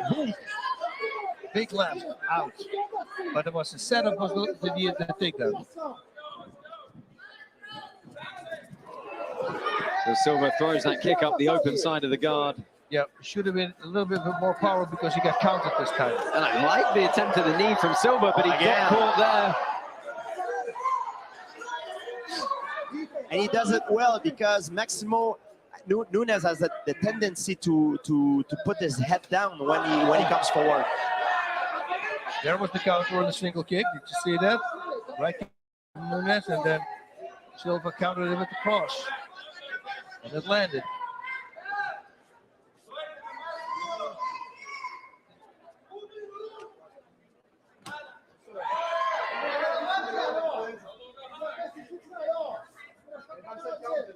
into the final minute here. Silva pressing forward again. Nunes need to use more his fakes, you know, and it was part of his game plan. Yep, He that's said what it he in said. the beginning before the fight, but he doesn't do it. You need to use more fakes. Yep, I said it's underused, and he says not with me. It looked like Silva landed a punch and slipped, but I couldn't quite tell. Nice shot, right? Silva there. But Nunes is still coming forward, being the aggressor. So Silva needs to watch out. Yeah, good work from Nunez to try and pin Silva into a corner here. That's a good flurry from him.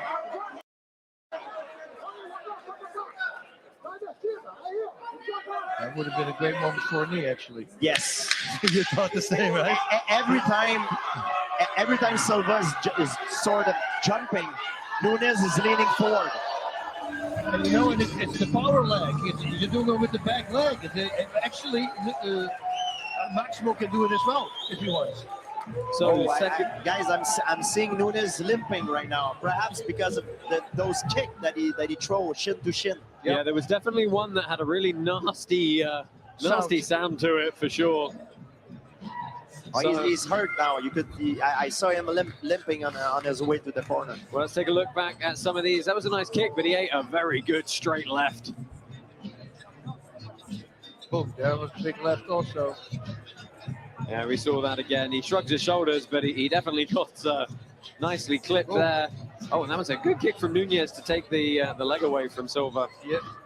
You first want to block and then count, because if you do simultaneously, you're going to fall on the ground. And we've got Uriah Hall, Hey! Uriah UFC Hall, fighter, pit side tonight, enjoying all of the action here from the back lot of Universal Studios. Well, it doesn't look like he's enjoying it. It looks like he wants to fight. Oh, who doesn't? You know, if you're watching, you go, I could have been here, I could have been here. Well, the crowd trying to get behind Maximo Nunez here, as George mentioned briefly in the walkout. You know, it's going to be a partisan crowd for him because he's somewhat local to where we are here in Orlando. So able to bring a bigger crowd tonight. Well, fighting in your hometown could be good or could be a curse sometimes. Yeah, too much pressure. That's what Bruno Souza, you know, Master Machida being here, he says, ooh. Oh, we'll get to that in a bit. So Nunez pressing forward here. It's a slow moving forward stance, but it's pushing Silva back. I really wish we see Silva using that scissor knee to the head, because every time he tried it before, Nunes was leaning forward. I think it could be a great weapon for him. Ooh, and that was a good kick from Nunez. You heard the thud as it hit Silva's midsection. Do you feel either of them are using their angles effectively here in this southpaw toe-to-toe stance? No, I don't think. I think I want to see straight body shots with crosses. That's very effective.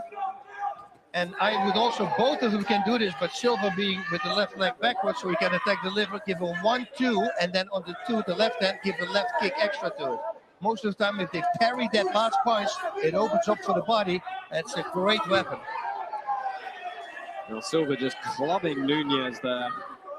Nothing super clean landed too much yet. Got about a minute left in this one. We see Nunez trying a lot of leg kick. I think it would be time for him to try to go for the head now. Yep. Set it up for 2 rounds and now suddenly go high. That would be a very smart thing to do. Good one, George. Oh, flying knee. He's tried it a few times there, but not really gotten too close yet. Oh, and they're getting stuck in now. Silva lands a lovely short flurry on the inside. He's really good at close distance, Silva is. He's got really powerful punches, and that together with the knees, that should be his game plan. And they're nice tight hooks as well. So a reminder, you can clinch, but you have to throw one technique very quickly or initiate a takedown. Otherwise, the referee will break them. Final 20 seconds here, and they're staying very close range here. I think that we saw over the weekend. Yeah. Good shot from Nunez. Silva again, little lackluster on that one. Oh, Nunez is playing a dangerous thinking? game, very dangerous game. Now he thinks he's winning, but it could possibly go either way.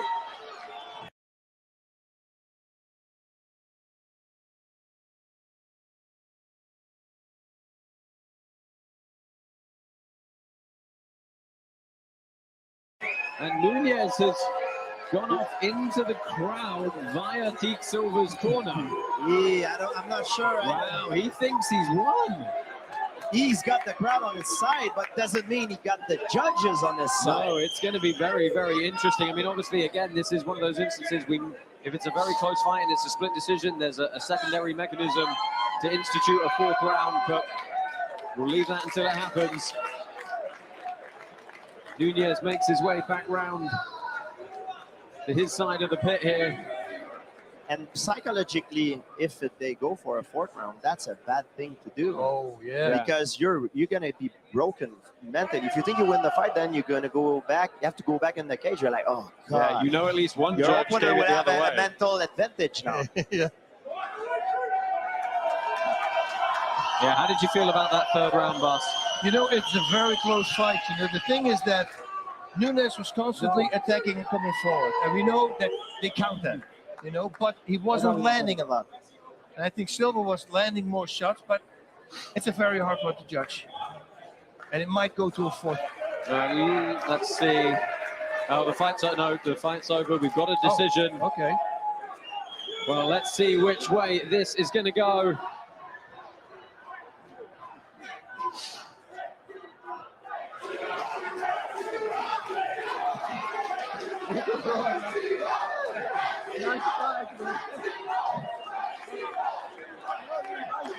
Your winner in a split decision. In the blue corner, Maximo Nunez.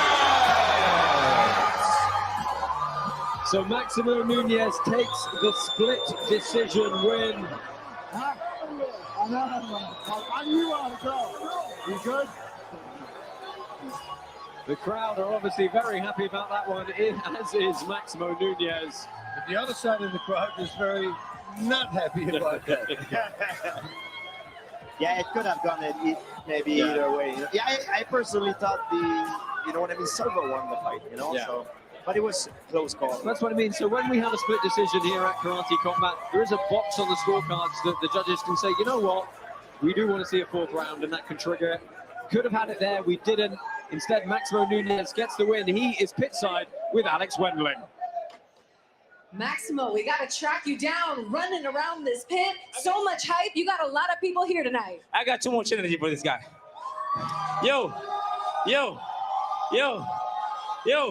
what's up, Orlando? Let me hear you say, Maximo. Maximo, congratulations. Obviously, there was some different reactions because it was a split decision. Did you feel like you definitely won that fight? Listen, this guy had like probably 6 fights in this event, right? I came as an underdog, the smallest dude in the pit. But guess what? This corner right there is my whole team right there. Look at them. All right. Some of them took days off from their job to make it over here. All right. My teammates, they hit hard like a killer word. All right. Well, I make sure I put it down. All right. No hard feelings. I'm not being rude. I'm just making it out there. And for this camp, I spar whales and knock them down. For this camp, I raise razorfish. I spar everybody. I make sure I went through hell. And here you are. Maximo, the Apex Nunez, quite the debut tonight. Give it up for Maximo Nunez. Guys, real quick, I was going to talk to my phone, but I won't. I just want to say F cancer. All right? F cancer, you know what I mean?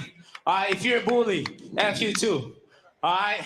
If you're a racist, double F you too. All right? You see this crowd right here? We got black, whites, Latinos, Asian. We got everybody in this place. All right? Look how we are, like family. So why can't you love everybody else? Thank you so much, Maximo. Yeah, fascinating dynamic between those two fighters. And how can you not like that kid? Fun to watch when he fights, and of course, the words he said there were beautiful. But the dynamic between the two of them, Teak Silva sort of had an approach where he was going to solve it with a touch of math, just ever so slightly resetting the angle to try to make Maximo miss. Maximo was more connected to the earth, and that's where energy comes from. Kinetic energy through the legs, through the core, and out the knuckles of the fist. Those types of expressions of combat often do influence judges. Judges are human. They feel the joy. They feel the passion. They feel when you express yourself that way. And hey, man, if you leave it to those three human beings, they're going to make a decision. Wonderful fight. I want to thank both those gentlemen.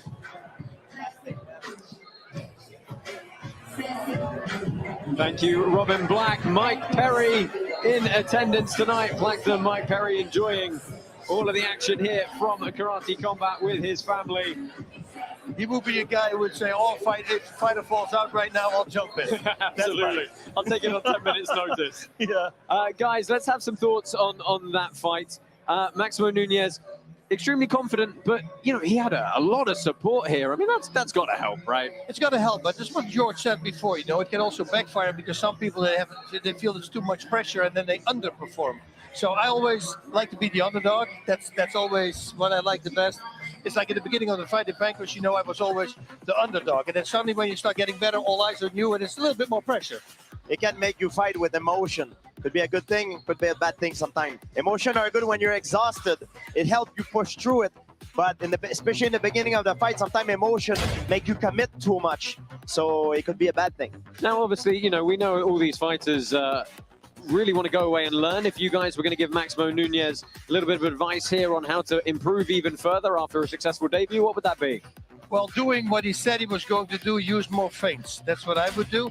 And a little bit, don't be as stationary. Move a little bit more around. That's the only thing. Actually, looking at the stats, you know, I can see why you won the fight. You know, I agree now that it was a fight that could have gone either side. You know, but he threw his leg kick. Probably is something that makes the difference. Yeah, absolutely. And Bas Teak Silva, you know, commiserations to him. He's a guy we know, we love. We've seen 6 times now. What does he have to do to bounce back from this? Yeah, it's a hard one because for him this is a crusher. You know, he really needed this win, and hopefully he can use it as fuel and then train even harder. Listen, that's the thing with losing. We talked about it a bunch of times this event already.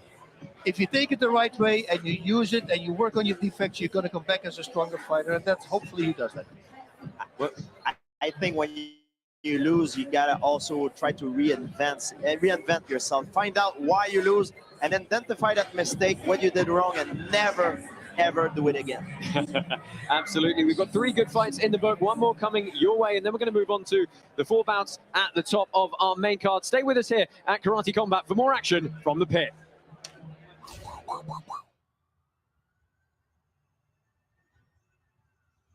At a catch weight 158. Estou muito feliz por estar fazendo essa grande luta, a primeira super luta de desafio entre campeões do Karate Combat. Luis is exceptional, closes the distance really well. He's got power in both hands, both legs. Eu já vi Josh lutar algumas vezes. Eu acho que ele tem uma boa durabilidade durante a luta. Luis Rocha pretending he was looking for you.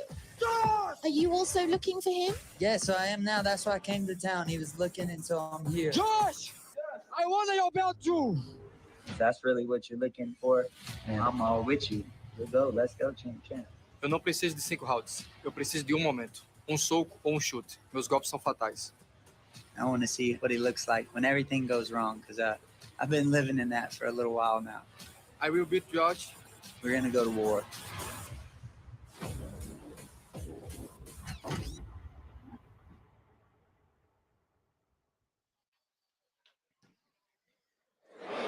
So welcome back to Karate Combat 35. Lots of action coming your way live from the backlot at Universal Studios Orlando, Florida. Josh Palmer, Bas Rutten and George St. Pierre in the booth for you tonight. Of course, joined pitside by Robin Black and Alex Wendling. We've got 1 more fight on the undercard coming your way. It is Gabriel Stancunas and Jesus Lopez. And George, before Bas breaks down these fighters, these guys took this fight on relatively short notice. Give us your thoughts on that. Well, because they took the fight on a short notice, normally it will favor the fighter that has better adaptability. Like Bruce Lee says, you want to be like water, be able to adapt. You know, water can take the shape of any form, so that's the key in those kinds of fight. And Bas, both these guys, you know, talk about Jesus Lopez first. You know, these are guys we've both seen before several times. Lopez feels very confident. He says his opponent has great speed, but he says it's not going to be a problem because he worked hard on his footwork, counters, power, and also speed. So let's see if he can do that. But his opponent, Stankunas, he says that his opponent has a strong overhand. No problem. He's going to be ready for it. But then he also said that he has a problem his opponent has in fighting up too close. At close range, he's not as good, so he did a lot of close range training. Yeah, and here as we take a look back at Jesus Lopez, guys, give us your thoughts on, he has quite a big weight cut to make anyway, and now he's had to do it on short notice. That could be a factor here. It could be 100%. If you have trouble to regain back your electrolytes, it could favor your opponent in the later round, yeah. So there we see some final highlights. That was a fantastic bout he had very recently here on Karate Combat. Join us, oh, should I say go ahead, and Lyoto Machida has just stopped by Pitside to say hello to us, so apologies for getting distracted there for a moment. Fourth fight coming your way, Gabriel Stankunas and Jesus Lopez.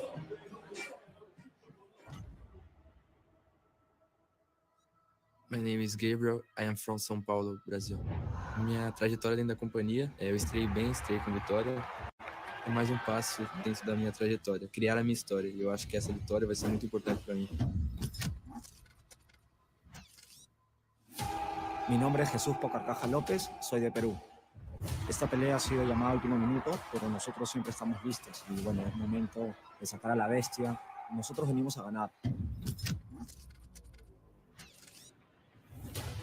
Jesus é um oponente duro e também bem dura. Eu acho que eu posso pegar ele bem forte e posso derrubar ele. Yo soy un cazador, esta pelea es algo a cazarlo a Gabriel. Se eu não me engano, são 3 derrotas, 2 vitórias e agora ele vai para 4 derrotas. El mayor riesgo que va a tener mi oponente es mi poder. Y ese poder me va a dar la victoria.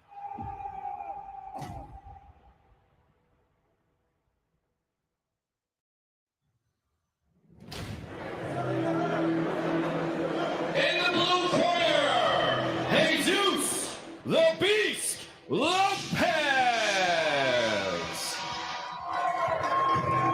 Jesus Lopez from Peru coming back to Karate Combat. He's competed 5 times before. 2 and 3 is his current record. Took this fight, as did his opponent, on 1 week's notice, and he's very happy at the opportunity. He's always in training, and the only difficulty might be the weight cut. He cut between 6 and 7 kilos, which is, you know, getting on for 14, 15 pounds. But he's employed a professional nutritionist now and says he feels better than ever.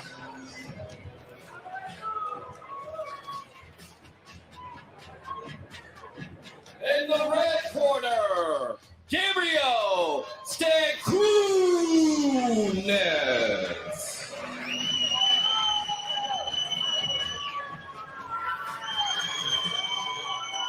Gabriel Stankunas, excited to come back into the pit. Said he got his nickname Blessed from his grandfather, who always called him the little blessed one, and he carries that with him all the time. He originally actually didn't want to start training in karate, but he had to because soccer practice was full. So, you know, so he kick a ball, so he started kicking people. Yeah.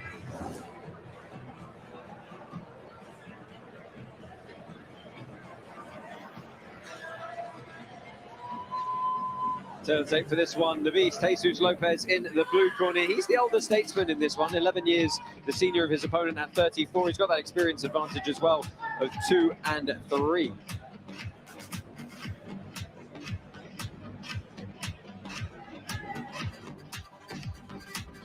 Gabriel Stankunas, just the 1 fight so far on Karate Combat. That was a unanimous decision win over Damian Villa a couple of seasons ago.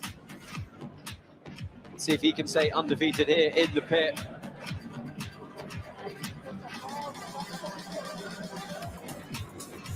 Fighters, into the pit.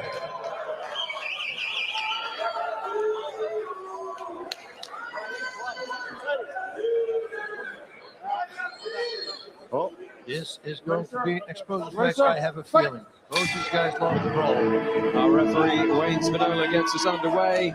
Close stance. 3 minutes on the clock in the opening round. 3 rounds if they need them, and that's a slapping low kick to start. And that's a powerful low kick. That was a really good one. Yeah, I didn't even set it up. We heard the snap from for very hard. Stankunas with the first flurry there. Oh man! Wow, those are great low kicks. Yeah, and that's like a secret weapon because these guys are taking the fight on a short notice. You know, like. Oh, beautifully. Nice counter. And Again. another low kick. Ooh la la. He's chopping the leg up. Smart, good right hand. And that's the thing, a cross and a right low kick is the same body movement on top. It's very distracting when you start mixing them up. Some good standing ground and pound up kicks from Stankunas there. Lopez pins the legs to ensure his safety.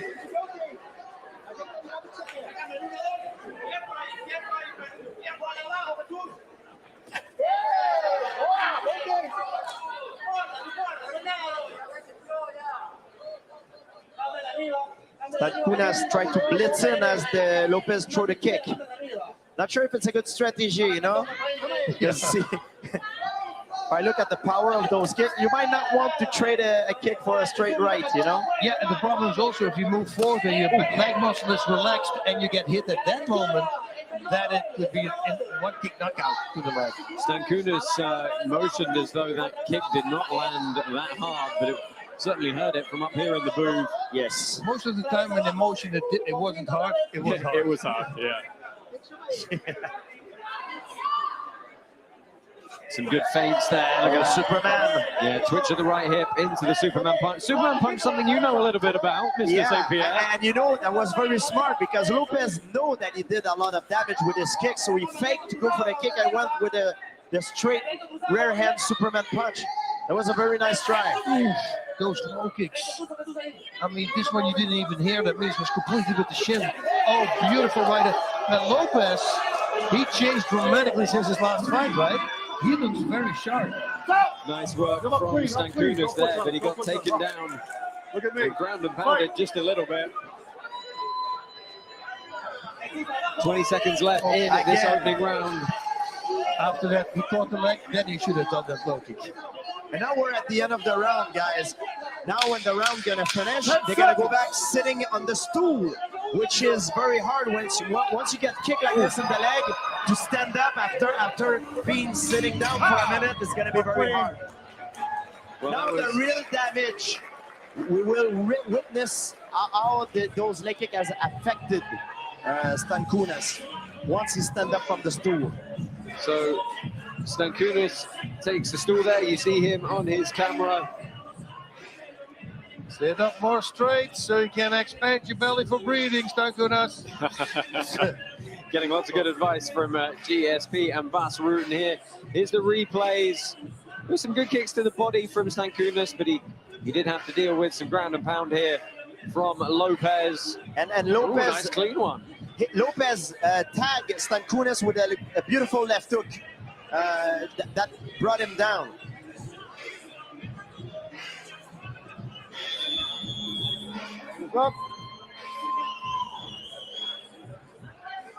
Lopez seems to throw everything with bad intention, with a lot of power. However, it comes to a price, the gas tank.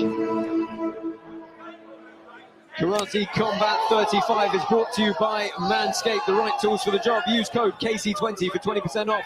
Log on to manscaped.com now and enter the code KC20 at checkout. Sweep the leg, Jody. 3, 2, 1. So we're starting to see some takedowns now from Lopez.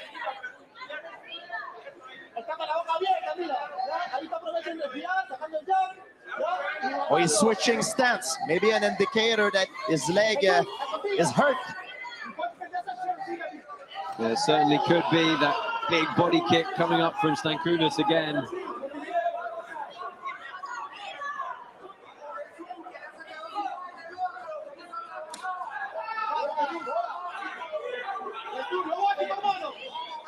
Bass, what would you do if you fight a guy, if you're close stance and you fight a guy with a very powerful rear leg kick?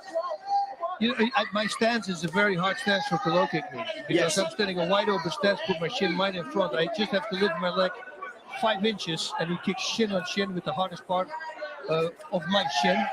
So yeah, I don't have a problem. When they're blading a little bit, they're more susceptible for low kicks. That's why I like that front stance. They can't. Nice body lock takedown from Lopez. Secures the top position there. Now it's Lopez that is switching stance. He's either looking for a nice left high kick or a kick to the liver. Oh, Stankunas just went to the lead leg on the other side. And the switch stance right away. Stankunas wearing a bit of damage on his face now. And gentlemen, I don't know if you see the same thing, but I'm under the impression that Lopez is getting tired now. Yeah, he wastes so much energy in the first round that now he's getting tired. He's certainly standing very still at this point. He's waiting for big shots. I mean, she looks like he's trying to counter-strike, really, but there we go. Oh, good blitz from the Brazilian. Walks into a body lock again.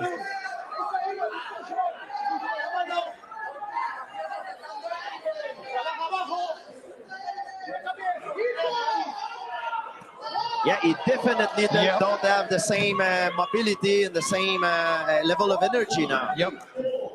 And it's weird because he's not breathing heavy. You know, it's just his body.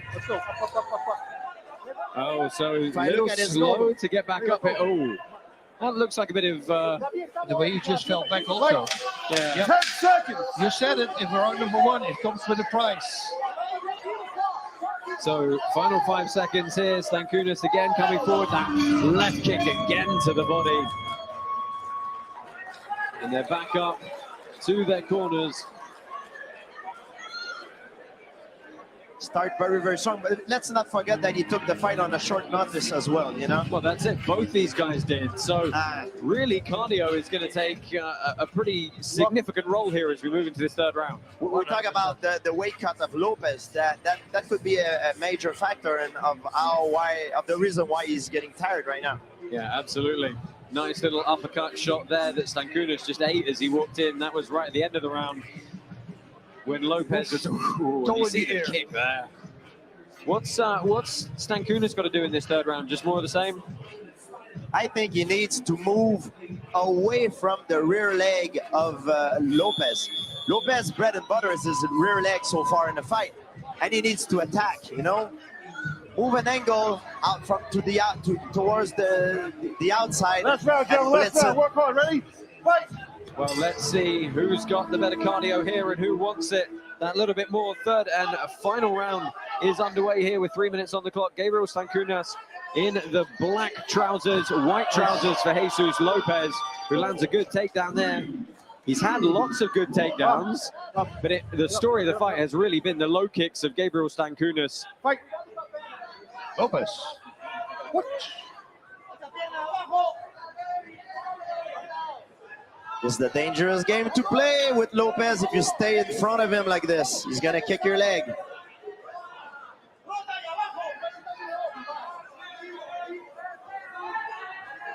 See, these guys are getting both tired now.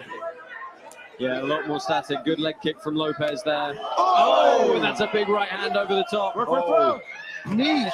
Lovely throw. Real impact to the canvas there. No hammer fist. Yeah, strictly speaking, should not be hammer fisting a downed opponent. They've got to be clean shots.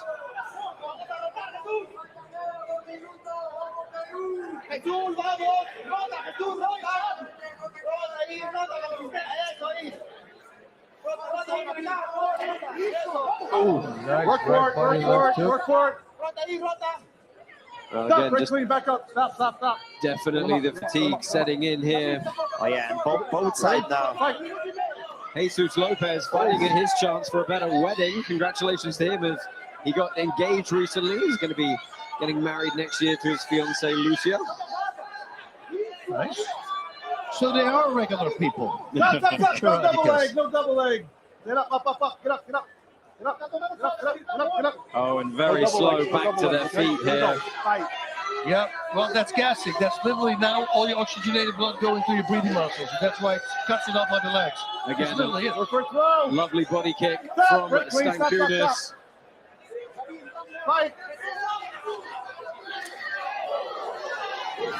Oh, both these guys eating shots. They're wild punches now. Walk and suck him.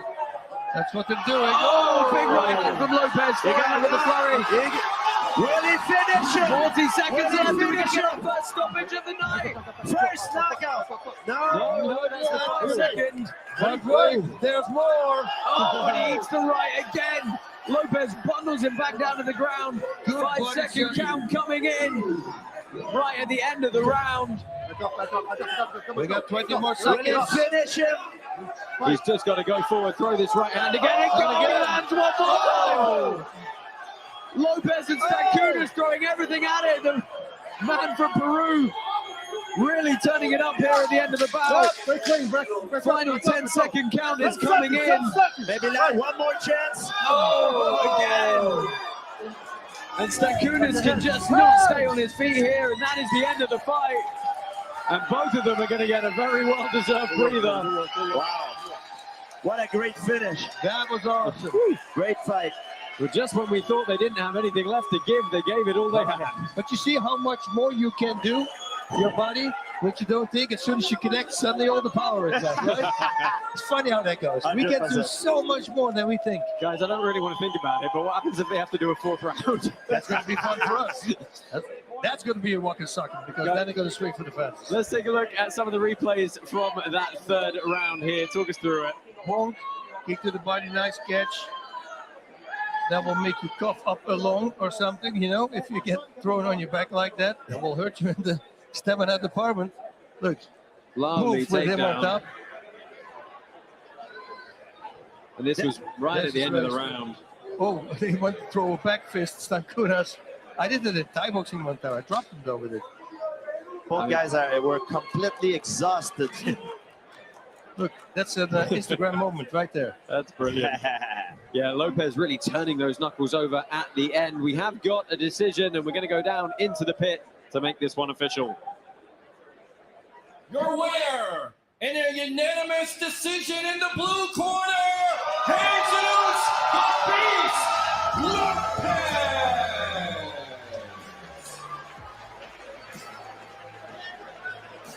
Well, a really fun fight from these two individuals. A fight that they took both on a week's notice after one of our other bouts dropped out. They both left it all on the canvas there at the end, but it's Jesus Lopez who's going to take the win here. He's going to even his Karate Combat record up at 3-3.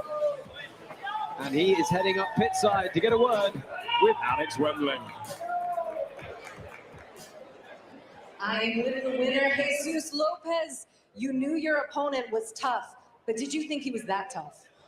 ¿Tú crees que tu oponente era bien fuerte, pero así de fuerte como lo imaginabas?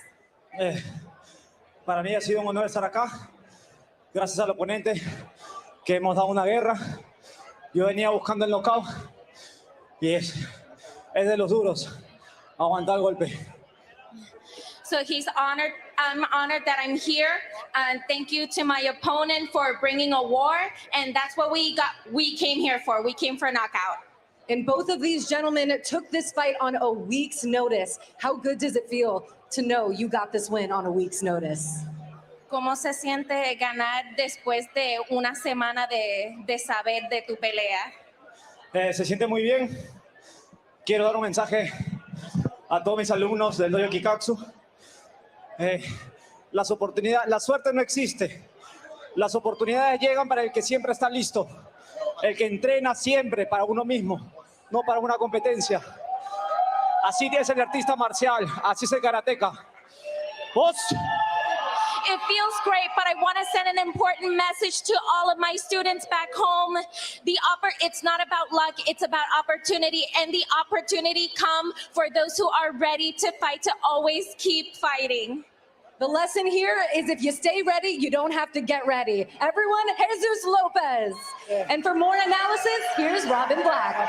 Oh yeah, that one was a lot of fun. Just equal parts elegance and vulgarity. You know, the kid is attacking you with complexity. He's trying to create chaos. But I like to say that chaos is simply patterns we do not yet understand. And Lopez understood not just the chaos, but what to do about it.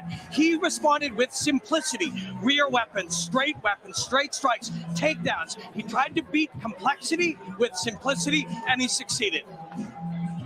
I go, what? Oh, thank you, Robin Black, for breaking that fight down. A lot of action going on here tonight at Karate Combat. On your screen now, we have got fantastic live artist Rob Pryor doing some fairly extensive artwork for us tonight. We'll talk more about that later, but all the proceeds from this canvas are going to go to a very worthy charity in favor of childhood congenital heart defects. We'll fill you in on our main card a little bit later with how that is going.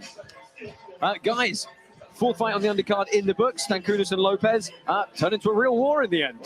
It was nice. I liked it, and especially, you know, like we said before, they were both dead tired, but then one connected, and suddenly there was renewed energy. And that's what happens, you know, your body can do much more. Like Robin said, everything he did in the beginning of the fight was with power, linear, leg kick, everything was by the book, but at the end it was about chaos, you know? Yeah, let's take a look at some of the fight stats here, and look at that. Total strikes landed, Stankunas only 26. Jesus Lopez, 71. The kick's actually fairly even, but I think we all know that the power side on those went to Lopez. But volume of punches, particularly at the end there, 56-14. And then the takedown, 7 takedowns. It almost feels like a footnote to talk about the takedowns and weird, right? some of the striking we saw there. So we've got a lot of happy fans in attendance tonight here from the back lot of Universal Studios, Orlando, Florida. They have got 4 more exciting bouts to look forward to. Let's talk a little bit about those.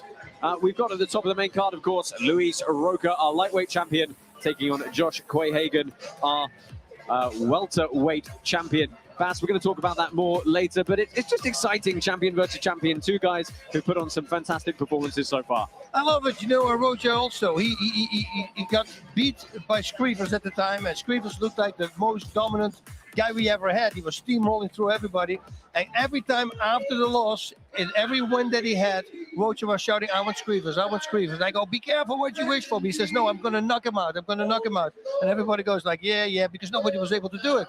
And then he knocked him out. Yeah, and I go, okay, so now he's here. What a great bout that was. Of course, George, before that, our co-main event, we're going to see a guy that we're all excited about, but you're very excited about, Raymond Daniels. Absolutely. Raymond Daniels is a heck of an athlete, one of a kind. He's got an amazing footwork and fighting IQ. His ability to control the fight and control his environment is just incredible. We'll talk a lot more about that later, I'm sure, in the run-up to that one. Lots more action coming away, of course. Akraf Uchen and El Hadji Undur and Bruno Souza and Mash Turchek are going to go at it as well. Lots more to look forward to from Karate Combat. Join us at the top of the hour in about 10 short minutes as we have more action from the pit.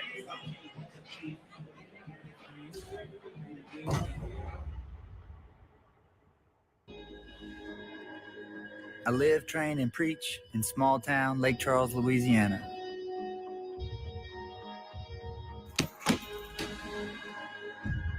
My dad taught me karate. He had his own system that combined some traditional karate with boxing and kickboxing and whatever else he wanted to throw in. Thanks to him, I was learning martial arts by the time I took my first steps.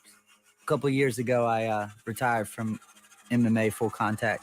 I didn't have the time to put in the training for jiu-jitsu, wrestling, striking, all the things, and run the business and do what I felt like God called me to do, help him with the church. So it was tough. About a year later, I got the call from Karate Combat, and they said, hey, you want to fight full contact karate match, 3 3-minute rounds. It's a free trip to Budapest, they said. So I was like, yeah, cool, 3 3-minute rounds, no problem. So I went, did the event, and fell in love with it. Felt like it was a sport designed right for me. I always trained striking. We still train striking here. Took the ground out to play in it, and it was high-level elite guys. So I just thought it was God's give back to me. I got a taste of karate combat, loved it, and I felt like I was going to be the world champion. And then at Evolution, my first official fight versus Abdallah, I get knocked out. I was confident. In fact, I came in overly confident. I was too confident. I was careless, and I paid a price. Luke 14 says, "He who exalts himself will be humbled," and humbled I was. He showed up. He beat me. At that point, I go to fight Vitaly Satan. I beat him, and then I want to get back on track for the world championship. And from there, I started winning and working and winning. Ladies and gentlemen, the winner is Joshua Quihia. God is good. Back in August, really right before the championship fight came out, Hurricane Laura just basically ripped up our city. So it tore apart our gym and most of our city. We're still rebuilding quite a bit. It didn't matter what was going on, just like guys will go through struggles. That's where that warrior spirit comes in. It's so easy to be a victim and sit back and say, hey, look at what we got, look at what we're dealing with. Hey, let's back up. We gotta stop. No, let's figure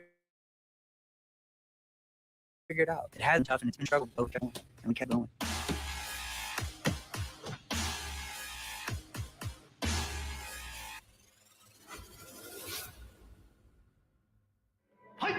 All right, we're getting started with the action.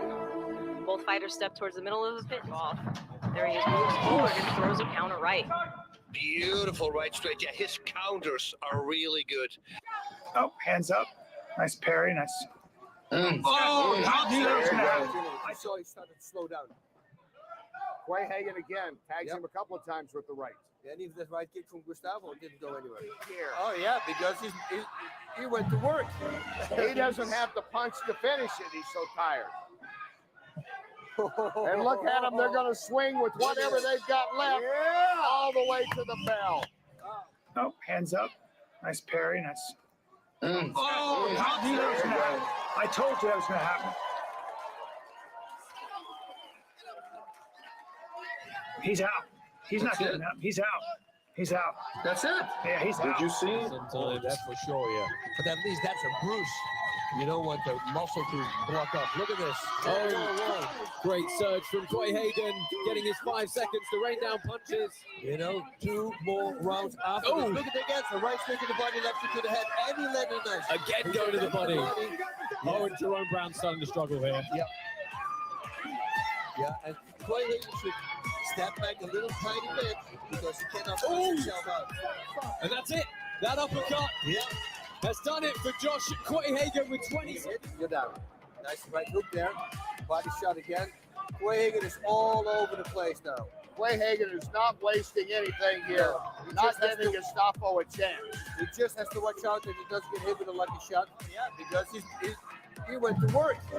He doesn't have the punch to finish it. He's so tired. And look at them. They're going to swing with whatever they've got left all the way to the bell. Oh, man. Quihagin, Gustavo.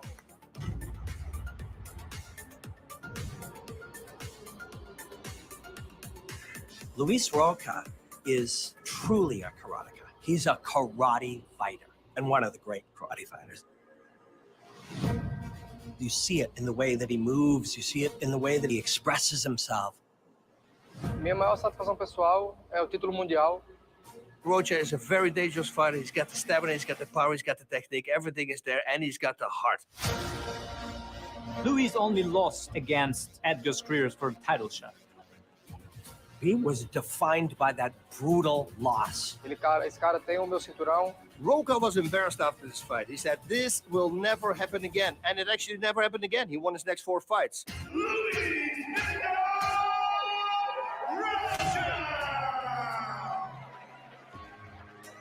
Eu era o pequeno, mas agora eu sou forte. Quando você nasce pequeno, você tem 2 caminhos. Ou luta, que se supera, ou foge. E eu nunca pude fugir. Então, só me restou a alternativa de lutar e me superar. Meu maior ponto fraco, acho que são as distrações, aquilo que tira o meu foco. Na verdade, eu não uso a palavra vício, acho uma palavra muito forte. Acho que eu era uma pessoa que tem os hormônios alterados, né? Então, Eu perdi meu foco muitas vezes na minha carreira, até que eu enxerguei que isso era um problema e que eu tinha que melhorar.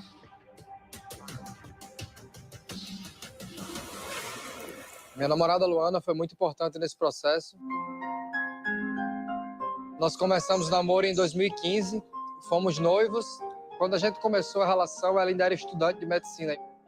Uma pessoa que conseguiu canalizar todo o meu sentimento, toda a minha energia afetiva, digamos assim, e eu consigo transferir tudo para ela e me sinto completo, me sinto satisfeito assim. Isso me ajuda a ser um atleta melhor, ser uma pessoa melhor. Eu fui o primeiro brasileiro a ser contratado pelo Karate Combat, fui o primeiro a vencer, fui o primeiro a nocautear.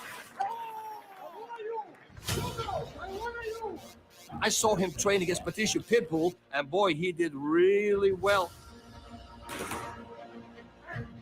Quando a gente viu ele treinando, quando a gente viu o jeito dele agressivo, a gente quis acrescentar esse tipo de jogo, esse tipo de agressividade dentro da equipe. Então, tenho uma equipe extraordinária, eu tenho o privilégio de treinar, trocar informações e trocar pancadas com os meus ídolos. Então toda hora você está aqui treinando e olha para o lado e aprende alguma coisa, vê um movimento, uma dica. Eu acho que isso me dá uma vantagem sobre qualquer lutador do mundo. Every fight, he just got better. In season 3, he knocked out his opponent with a body shot under 30 seconds. In 2022, Luis Rocha became the lightweight champion by defeating Edgar Scrivers. Knocking Scrivers out, that means that his heart is very strong. Anyone entering the pit versus the pit bull will go down. Taking a look at round one, both fighters step to the center of the pit. He ducks under, has the shot. Yeah. And his movement is good too, like here, you know, he grabs and then right away he comes in, forward, great takedown. He ducks under, has the shot. Yeah. And his movement is good too, like here, you know, he grabs and then right away he comes in, forward, great takedown. Pull him in. Saudi doing a better job here, but he's caught by Hoka and he takes him down.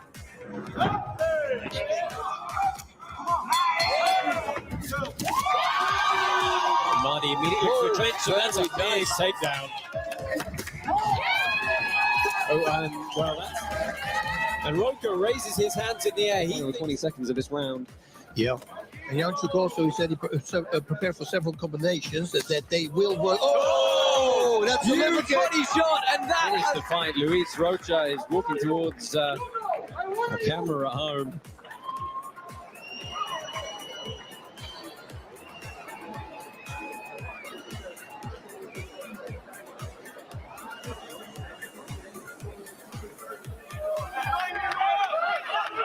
Watch your fingers, watch your fingers. Fight back there, go.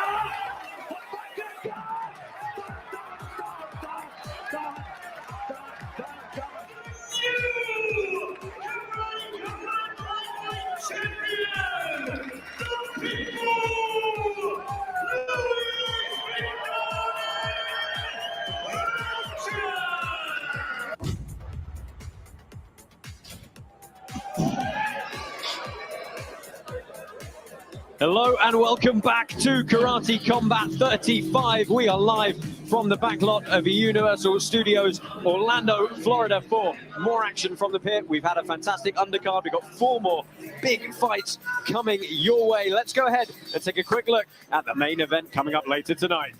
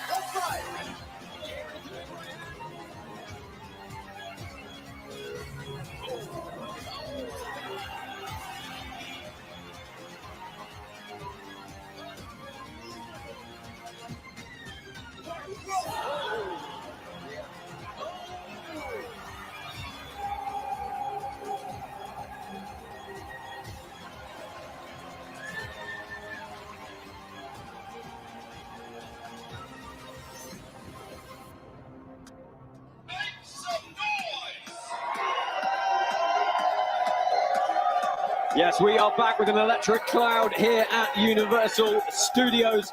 So much to look forward to. We'll touch on that in a minute. But we've already had 4 amazing bouts so far this evening. Bas, give us your thoughts on the prelims we've already seen. Yeah, I thought we showed a little bit of everything. What we didn't see, which I hope that we're going to see in the main event here, knees. Knees to the body, finishing knees. One to the body, to the head, right? We've seen some of the guys trying it, but with no success so far. Yeah. Yeah, now, George, we mentioned it a little bit at the start of the show, but this is your first time actually being with us for a live karate combat event. You got to be enjoying it, right? Oh, you love the atmosphere, it's electric. I love it. It's a thrill to be here tonight.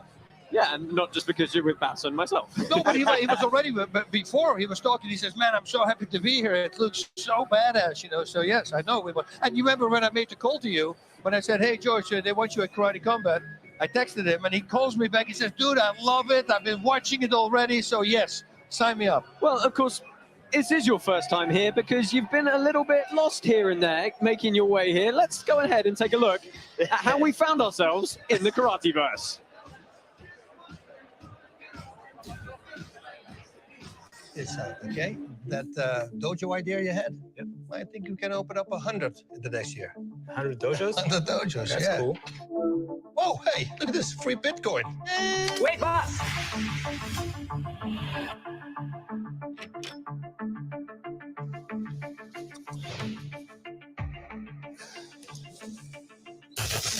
Karate Combat is now controlled by the people. I think somebody's hacked Karate Combat. We need your help. Right now?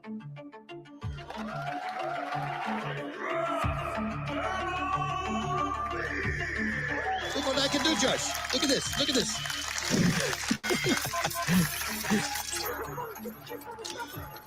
And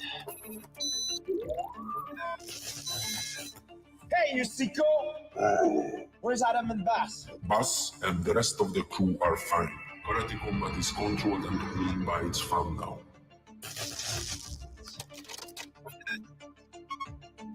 found you. Got him. Oh, yeah.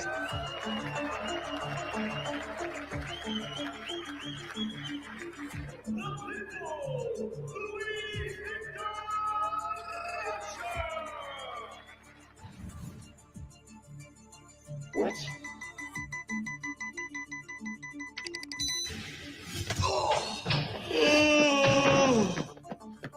What's up, Bas? Hey. What's up? Guys, I had the craziest dream. A dream? You've been gone for 3 weeks. Karate Combat got hacked. Look.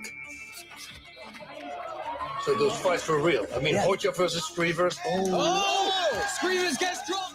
Okay, yeah, that was real. Those were some really great fights. Fights were amazing, but you gotta be careful. Any dummy can get hacked these days. Yeah. Is that a new species of dinosaurs? Wait, don't click that link. Now who's the dummy? Hey, free Bitcoin. No, don't.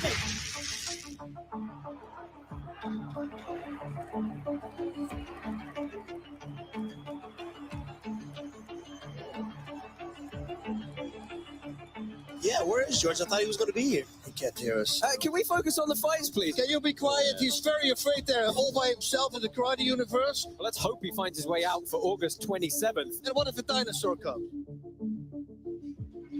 Free Bitcoin. I mean, Mathurin, stop touching things. I know, I can't stop it.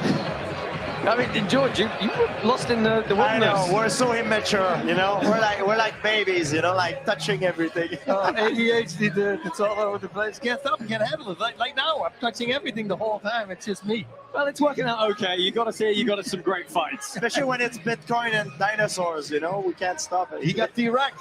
He got T-Wrecked. It is a lethal combination. Speaking of lethal combinations, we've got 4 more of them coming your way now. So let's take a look at the rest of tonight's fight card.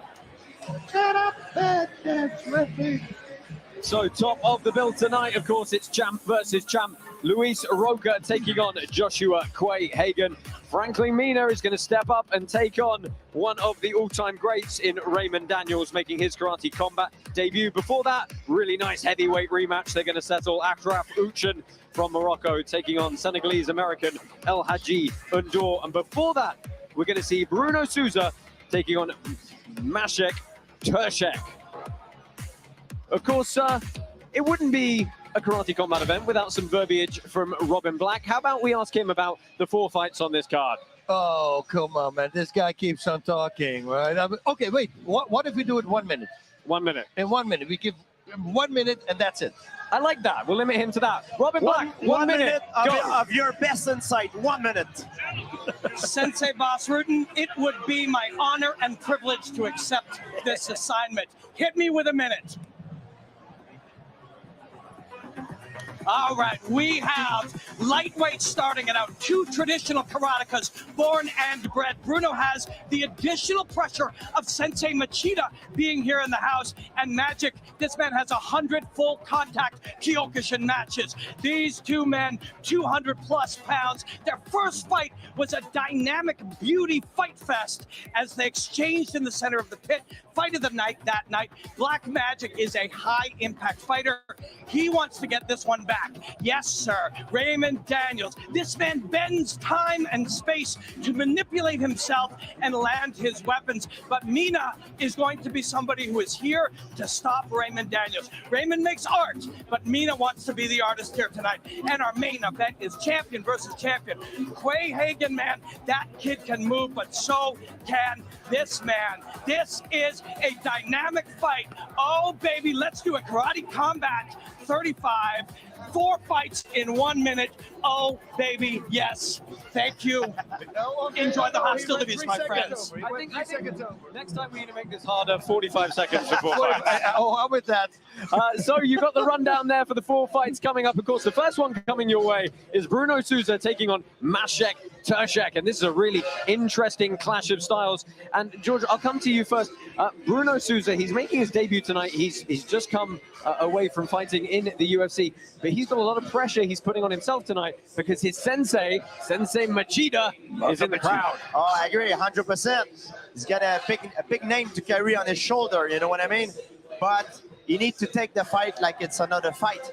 However, when you get into the pit, it feels like something new. There's no fighting background like this, you know what I mean? This is a pretty unique environment, and there's no way to prepare for that. Yeah, it absolutely is. Vas, Maciej Turczak, his preparation for this one, 100 Kyokushinkai matches. And he just mentioned that, so I go, serious? Right? Oh, you know, because that's a Kyokushinkai. We're both Kyokushinkai. He also fought a really good tie in the Lumpini Stadium champion. He said, I didn't win the victory, but it went to 5 rounds. So this guy's really good. Comes off a highlight reel, high kick knockout. And let's see if he can do that tonight as well against Souza. Yeah, that bout's coming up very shortly. Of course, we've got a lot going on here. It's a very busy, active party atmosphere here. And this is Mr. Rob Pryor doing some live painting for us today. He, of course, is going to be selling these paintings, going to be auctioned off to raise money for the Ollie Hinkle Heart Foundation. Their goal is to address the unmet needs of heart families whilst transforming the future of pediatric heart care. There are currently 1 million children living with heart disease in the US. It is the most common birth defect in the world, and the foundation goes some way to helping families deal with that trauma. Mr. Rob Pryor, we're going to be checking in with him throughout the night on how that painting is going. Right, time to get on with the fights. It is your head-to-head. Time for you to meet Bruno Souza and Maciej Turczak.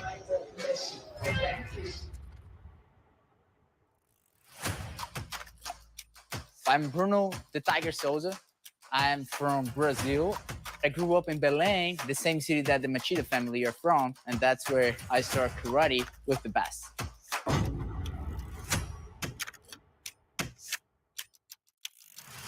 Cześć, jestem Maciek, pochodzę z Polski. Będę walczył z Bruno Sousą z Brazylii. Bruno walczył w UFC, więc wygrana z nim na pewno wysoko wyniesie mnie w rankingu. You're gonna see me the real tiger. I'm not chasing for anything and ambushing my opponent just like the tiger does. so I can kill you. Myślę, że musi być przygotowany na wszystko, ponieważ jestem w stanie zaskoczyć go w każdym elemencie. What he's not used to is what I'm bringing to him. He never facing nothing like. Tiger's coming for hunting, and you can expect a lot of aggression on this fight. I really hope Maciej is getting ready for a war. I'm coming to take over in karate combat.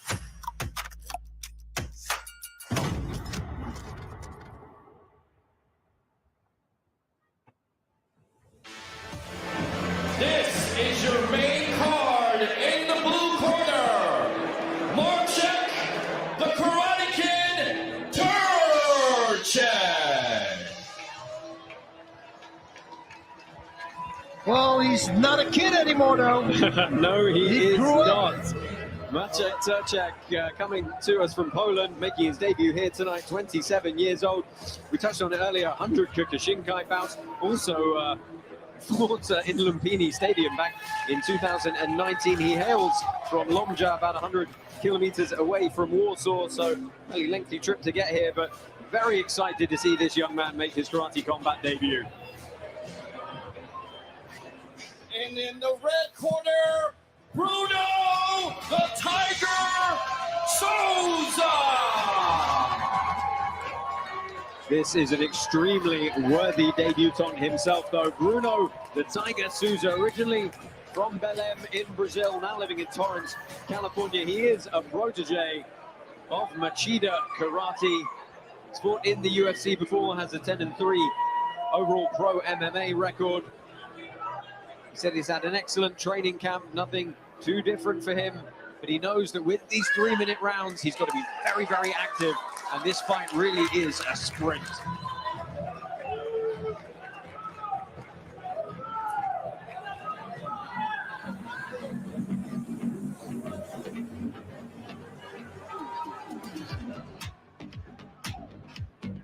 Blue corner, tail of the tape, Maciej Turchak, the Karate Kid, 28 years old, standing 5'7" in the lightweight division at 150 pounds. Tail of the tape for Bruno Souza. He's going to have slightly shorter legs, but way longer arms. Wow, like 10 inches. Yeah. So 26 years old, he makes his debut tonight. Really nice, even fight on paper here. Enter the pit! I'm just so much looking forward to the potential clash of styles between these two. Yeah, Maciej, he's going to fight very close, and especially with his shorter arms. And that's where he needs to fight. He cannot give space to Souza because coming from the Machida camp, distance is perfect. Karate Combat 35 is powered by Hedera. Mark Goddard, your referee, gets this one underway. 3 minutes on the clock in the opening round. Black pants for Bruno Souza, white pants for Maciej Turchak. We'll see if Turchak is using his leg kick. We know that one of the main strengths of Kyokushin Karate is the leg kicks. And the beautiful high kicks on very close distance. Absolutely, and the advantage for him is his legs. If I'm talking about the length, he's got longer leg but shorter arms. Lovely speed on those punches from Souza, getting on the inside, landing a couple of short strikes. He's got the much lower guard here. Oh, the pelotas! Ay. Low blow. Well, was it a low blow? It looks like he's grabbing his knee or his shin. I need to see a replay of what happened there. Well, you grab everything if you get hit there, man. It's not good. Let's have a look back at the replay. Yeah, right in there. He didn't turn over his hips. And if you don't turn over your hip, the ankle's going to go straight up. Oh, that is as unpleasant of a low blow as you're going to see. Completely unintentional. Oh, and I'm talking to this about my students all the time. If you see somebody getting kicked in the pelvis, he doesn't open his hips. He keeps his right foot, his toes pointing straight forward, and then he kicks, and then they have an upward angle instead of the angle that you need in order to land like a 90-degree angle. And one technical, also I will say material important thing to talk about is when you buy a cup, you have either a choice of buy a plastic one or a metal one. Metal buy a cup. steel one, yes. 100%, always been carrying a metal one. So he's going to get 5 minutes to recover here. So let's touch on this real quick. This is a pretty significant thing he has to deal with now. This could throw him completely out of his game plan. If he comes up from it, because this was a very hard kick. Yeah, I mean, look, for the folks at home, it's not unheard of that some of these kicks do cause enough damage that the fight cannot continue. Yep. Right? That has happened before, even with cups on. Yep. Yeah, it's rare. It's rare, but it happens 100%. So it's unfortunate. It's a fight that we all want to see for quite a while, but unfortunately, we'll see. It seems like he's coming back. So yeah, I mean, he's gonna take some breathing here. He's got the 5 minutes. So, you know, 5 minutes is a very long time. Yeah. You know, one thing that I've been told to do when you get hit in the groin is to chop on your heels. I don't know how efficient it is, but that's what we used to do. Gingiri, that's the kick to the Pelotas. Actually has a name. I got to be honest, I didn't expect it to have an actual name. Yes, it does. I'm trying very hard not to. Gingiri, that's right. Gingiri. Yeah. Oh my goodness. Be mindful of the technique. So I deem it as accidental. let's take a look at the Machidas in the house. Lyoto Machida, the former UFC champion, and his father, Sensei Yoshizo. And you see Machida is screaming at his father to jump on his heel. Yeah, exactly what I'm saying. So to come back down, I guess that's what it is. There we go. Lyoto's father, Yoshizo Machida, in attendance tonight. And Bruno Souza is straight back at it now. Let's see if he can regain some composure after that very unfortunate low blow.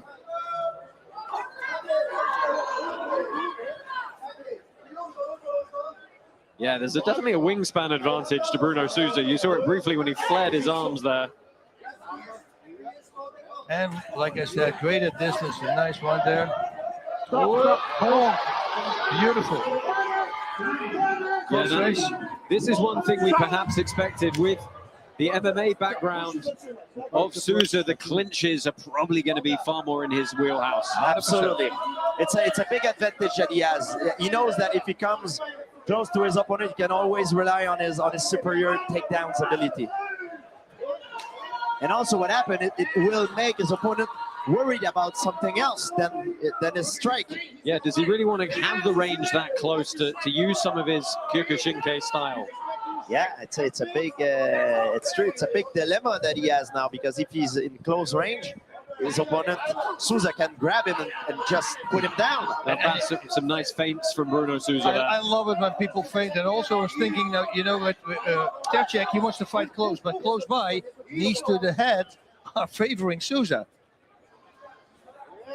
Well, let's see how this one plays out. They've got a minute left here, and they're going to say Souza seems to have found a rhythm again here. That's it, Bruno. That's it. Swag, baby. Swag. Find it. Little brother. Yes, sir. And it's an interesting style from Souza. That lead hand so low, it's got to cover so much distance to come forward. Stop. Tercek bailing out to the mat very quickly there. You can't actually suplex people, but you can body lock them to the ground. Tercek seems very passive right now. It seems like he refused to let his hands go. Souza's all over the place. Everything. That's Look at that lovely kick to the leg as well. And that was a lovely flurry from the I love it. Brazilian at the end of the round. Let me rectify this. Satobi, he's a Yodan Giri. That's it. Flying kick to the head. Well, let's take a look at some of the replays here. Bruno Souza admitted to us in interviews that his problem is he's a slow starter and he couldn't afford to be here, and boy, he turned it up at the end. That's what he said. You know, I told him, I said, well, why don't you go really hard in the dressing room? He said, that's exactly what we're going to do. Have a little bit of a sparring session, you know, a little good one with a guy that you can trust, you know, so you don't get hurt. That's a very good point. That I know a lot of guys like this.